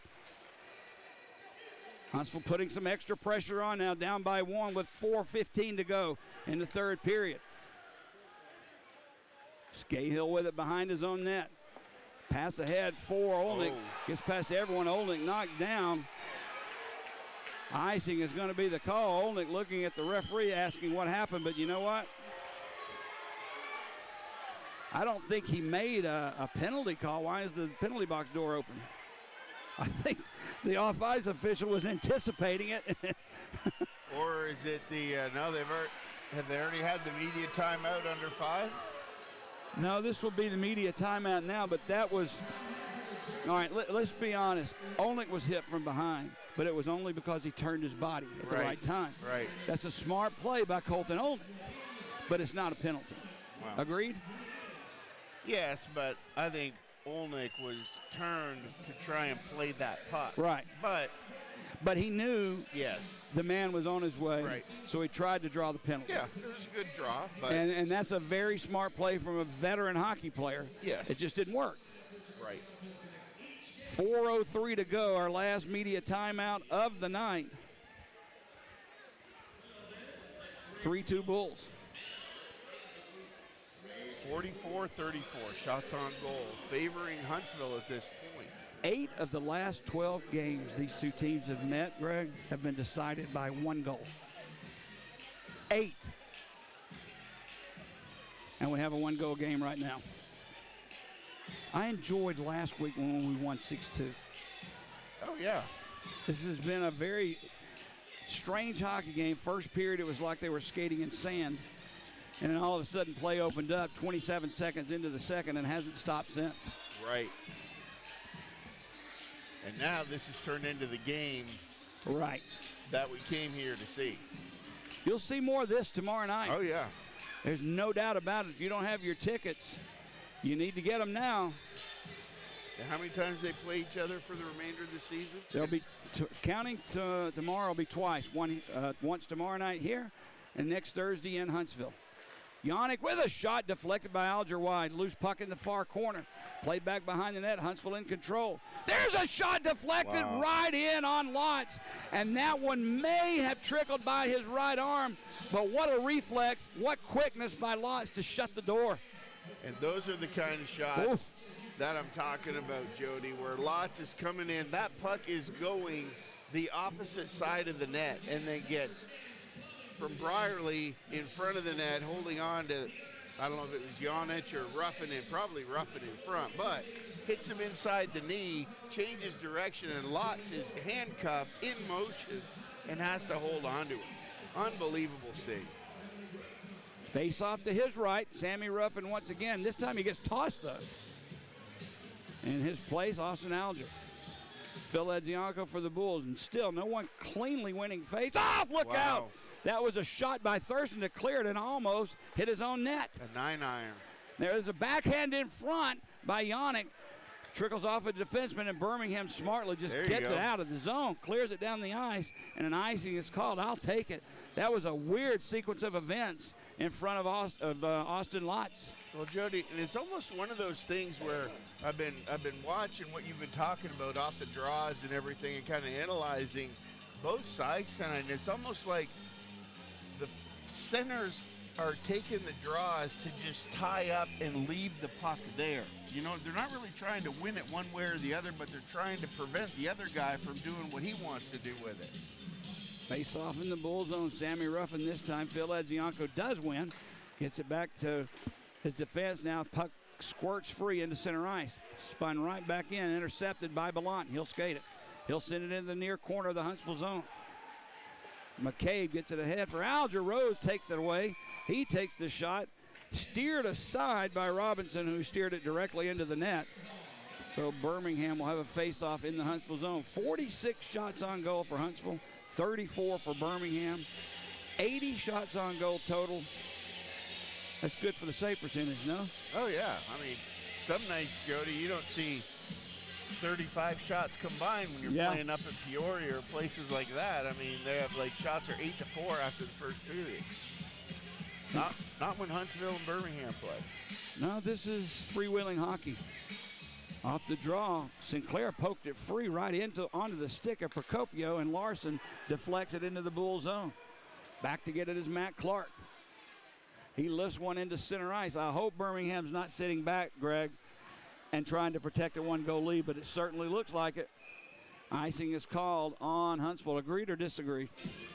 I'll plead the fifth so far, because what I like about that last play is they're playing clear the blue line hockey. Because for me, first and foremost, under 5 minutes, yes, you're looking to make a play into the neutral zone, but you don't force a bad pass to try and make something offensive happen. Clear the blue line and take your opportunities when they come, like right here off this draw. Sinclair and Ruffin, or Gio Procopio, still loose right in that face-off circle. Elkston comes away. Elkson sends it into the far corner. Gio Procopio giving chase. Matt Clark catches up with it first. Procopio drives him into the boards. Still tied up there. Puck squirts free. Picked up by Kyler Matthews. Tip to center ice for Kip Ledzianko. He tries to get around Ryder. He does. Backhander save made by Robinson. And Huntsville has the puck. We're under 2.5 to go here in the third. We'll keep an eye on Robinson. Still early to pull him yet. But we will watch as Brierly takes the puck behind Lots. Whips one around the boards to center ice. Glover just tips it. Can't get it past Don Procopio. Sent right back in. Brierly will pick it up for the Bulls. Banks one off the boards, but not out. Loose. Chip to center ice by Kozarev. Right on the stick of McCabe, who will send it right back in. Inching out is Robinson. Puck loose along the far boards. Don Procopio has it in front, looking for Fries. A nice defensive play by Birmingham's Brierly. Tips it back. And into center ice, McCabe will skate into his own zone with the puck. 1:44 to go. Greg will keep an eye on Robinson as Huntsville brings it in. Comes right to Lot, smartly steers it aside. Kept alive by Alger. Here comes Robinson. There's a shot. Ruffin just missed on it. And here we come the other way. Yep. Rose with it. Nobody back. Carson Rose. Save made by Robinson. He couldn't cut to the middle because the defenseman would have nailed him. Right. And separated his head from his body, but he did get the shot off. Ballant with the puck for Birmingham. Keeps Robinson in the net. Thurston sends one around the boards. We're down to 1:10 to go. Back at the point. There's a shot gloved by Robinson, and he'll hold it. He'll start the face-off again. Carson Rose with a great chance to, I won't say end it, but. And Robinson was creeping there, Jody. Yeah, he was out 10 about foot, the top 15 of the foot. circles. And you can see Lott pushes this one out. Little chip off the wall there by Brierly. Sends Rose, and he came down. And Robinson made a really good save on that one. Almost a little knuckleball action from Rose. And you know what? Sometimes you got to change it up. That save by Robinson is making me, taunting me, Greg. What a feed by Kozarev, and it was there. Oh, yeah. It was there, and he somehow quickly slid across and made the save. Well, they've definitely lived up to their billing of number 2 and number 4 in the no league, doubt. Jody. No doubt. 85 total shots on goal, yet only 5 goals. Face off to the left of Robinson. Alger tips it back on his defense. Long head manning pass intercepted by Brierly. They were looking for Elkston. Brierly sends it near side. Scahill ahead off the stick of Phil Ledzianko. Yannick has it. Here comes Robinson out of his net now. We're under a minute to go. Look out, Ruffin through the slide. In front, deflected. Wow. Elkston just missed it. He was there but missed it. Ballant with the puck and an empty net on Huntsville's into the ice. Tried to set it up, and then Ledzianko tried to get it away. They're going to call a slash on Ledzianko. Play sent behind the net. Clark is there. 2 men go into the boards awkwardly. That's Larson and Clark. It's still loose. Rose has it with 23.6 seconds remaining. And Greg, Huntsville is going to have a 2-man advantage with the goalie out of the net on the Ledzianko slash. And you talk about just wheels coming off the cars everywhere on that last shift, Jody. You had oh my goodness, everything. Action at center ice. Ledzianko gets tied up, you know. They are discussing it. I don't know what. Ledzianko slashed him. I saw it. I heard it. Okay. But I don't know if they're maybe thinking of retaliation or something else happened. I don't know. I really, or maybe the ref didn't see the slash, but the linesman did. Well, so much happened on that one shift, Jody. You had Ledzianko here. You had Larson getting tied up and tripping up a Birmingham player in front of the top of their circles, and then 2 guys off into the corner. I think they're just... This is a lot of time with a 1-goal lead. Yep. And the Huntsville players could care less what they're discussing at the scorer's table. All 6 Huntsville players are in the slot discussing their offensive strategy as Glover comes back to deliver the message to head coach Craig Simchuk and Kevin Kerr. Who's going where? That's what they're doing. And really, aside from anything, Jody, this is really just, look, and then Huntsville sending 2 more guys over there to talk to the refs. That's 8 players on the ice for Huntsville. This is like a timeout. Interesting. 8 players on the ice for Huntsville. Whatever, I'm not going to be chintzy, but They do have 8 players on the ice right now. But that's pretty smart. Why? Why? Because you've got your guys down here. A 5-minute major for Slewfoot and a game misconduct. Oh, my Number goodness. 88, Phil Elgston, a 5-minute major penalty for Slewfoot. So that was the retaliation. And a game misconduct. Down Time here. of the penalty, 1936.3. That's when we had a player go down at our own blue line Right. due to the Slewfoot by Elkston. He'll be hearing from Doug Price about that at the league office. I was expecting Lezianko to get the slash. Right. So Lezianko didn't get the penalty down? Well, 5 Bulls are on the ice. Greg, the ref had his arm in the air I thought he after did the too. slash. I mean, okay. Now they've got 40. No, come on. 45 seconds on the clock. We went from 23 to 45. You got a question that somebody needs to look at the clock. Right. How did that happen? I don't know. Well, I'm not going to question it because I was wrong last week. We just switched timelines in the last 25 seconds, Jody, because there's all kinds of weird stuff going on. I want to right know now. why there's 45 seconds on the clock when I saw 23.6 when the whistle blew. And a face-off. I don't know. Robinson back in the net. Bulls on a major power play, so we'll end the game on the power play for the Bulls as Huntsville clears. I want an explanation. It comes right to Lott. Steers it. Look out. You can't do that. Let's go, guys. Matthews with it. Gets it ahead to Kozarev. Banks went off the boards and out. Get it out. Huntsville net is empty. Brierly and Yannick fighting for the puck. Brierly tips it behind the net. Yannick is there. Olnick ties him up. Brierly with the loose puck. Gets it for Kozarev. We're down to 15 seconds. Tied up. They tried to center one out from Yannick. He tried to set up for Buster Larson. It's intercepted and still loose behind the net. A Bull, that's Kozarev without a stick. We're down to 5 seconds. Puck tied up in the boards. Come on, guys. Keep it tied up. Down in the corner, and that'll do it. Birmingham escapes. Let's be honest. With a 3-2 win. Now it's center ice. Kozarev and wrist. Now Alger grabs Kozarev. Olnick comes in. He's grabbed by Larson. This is going to make an interesting Friday night in Birmingham, Alabama tomorrow night. We got the or Pelham, Alabama. Wrong personnel out there right now, Jody. Yeah.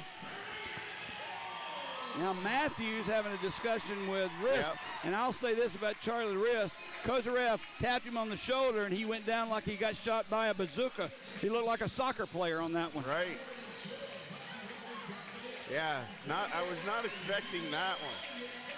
But Kozarev broke his stick over there. Yeah. Did you see that one? Yeah, that's why I said that Kozarev was without a stick, shattered it.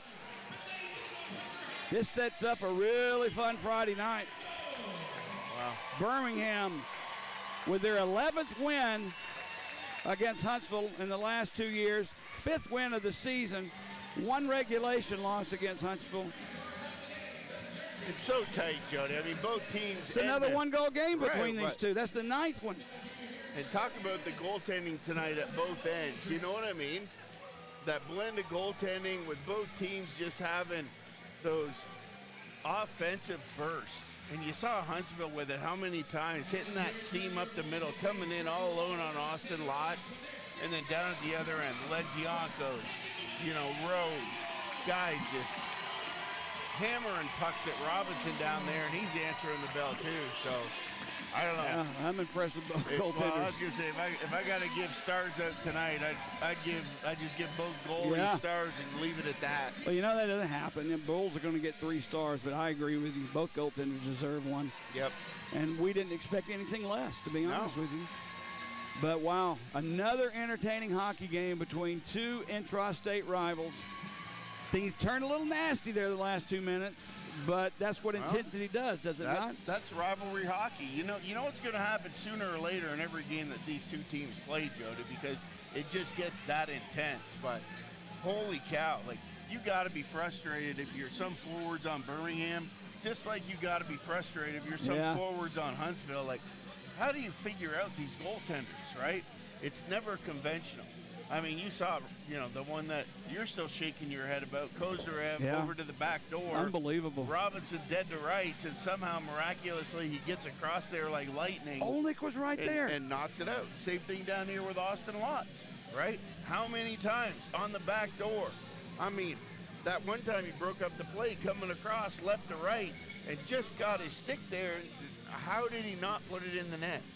Just miraculous goaltending, and it's beautiful to see, especially this time of the year. It really is. Because it's going to be so important for both teams going into the playoffs. How many times in your life, and I know my life, have we seen a goaltender stand on his head and win the Stanley Cup for his team in the NHL? Oh, yeah. It's possible in any league you play in. To get a hot goaltender at the right time of the year when the playoffs start is monumental. Okay. So, Florida's goaltender last year. Yeah. Right? Yeah.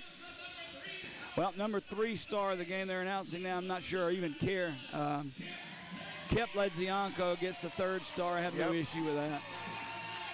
The thing that impressed me so much, not so much their skill and talent, we know they've got it, but they play physical brand of hockey too. Both brothers do. I mean, they will mix it up with anybody.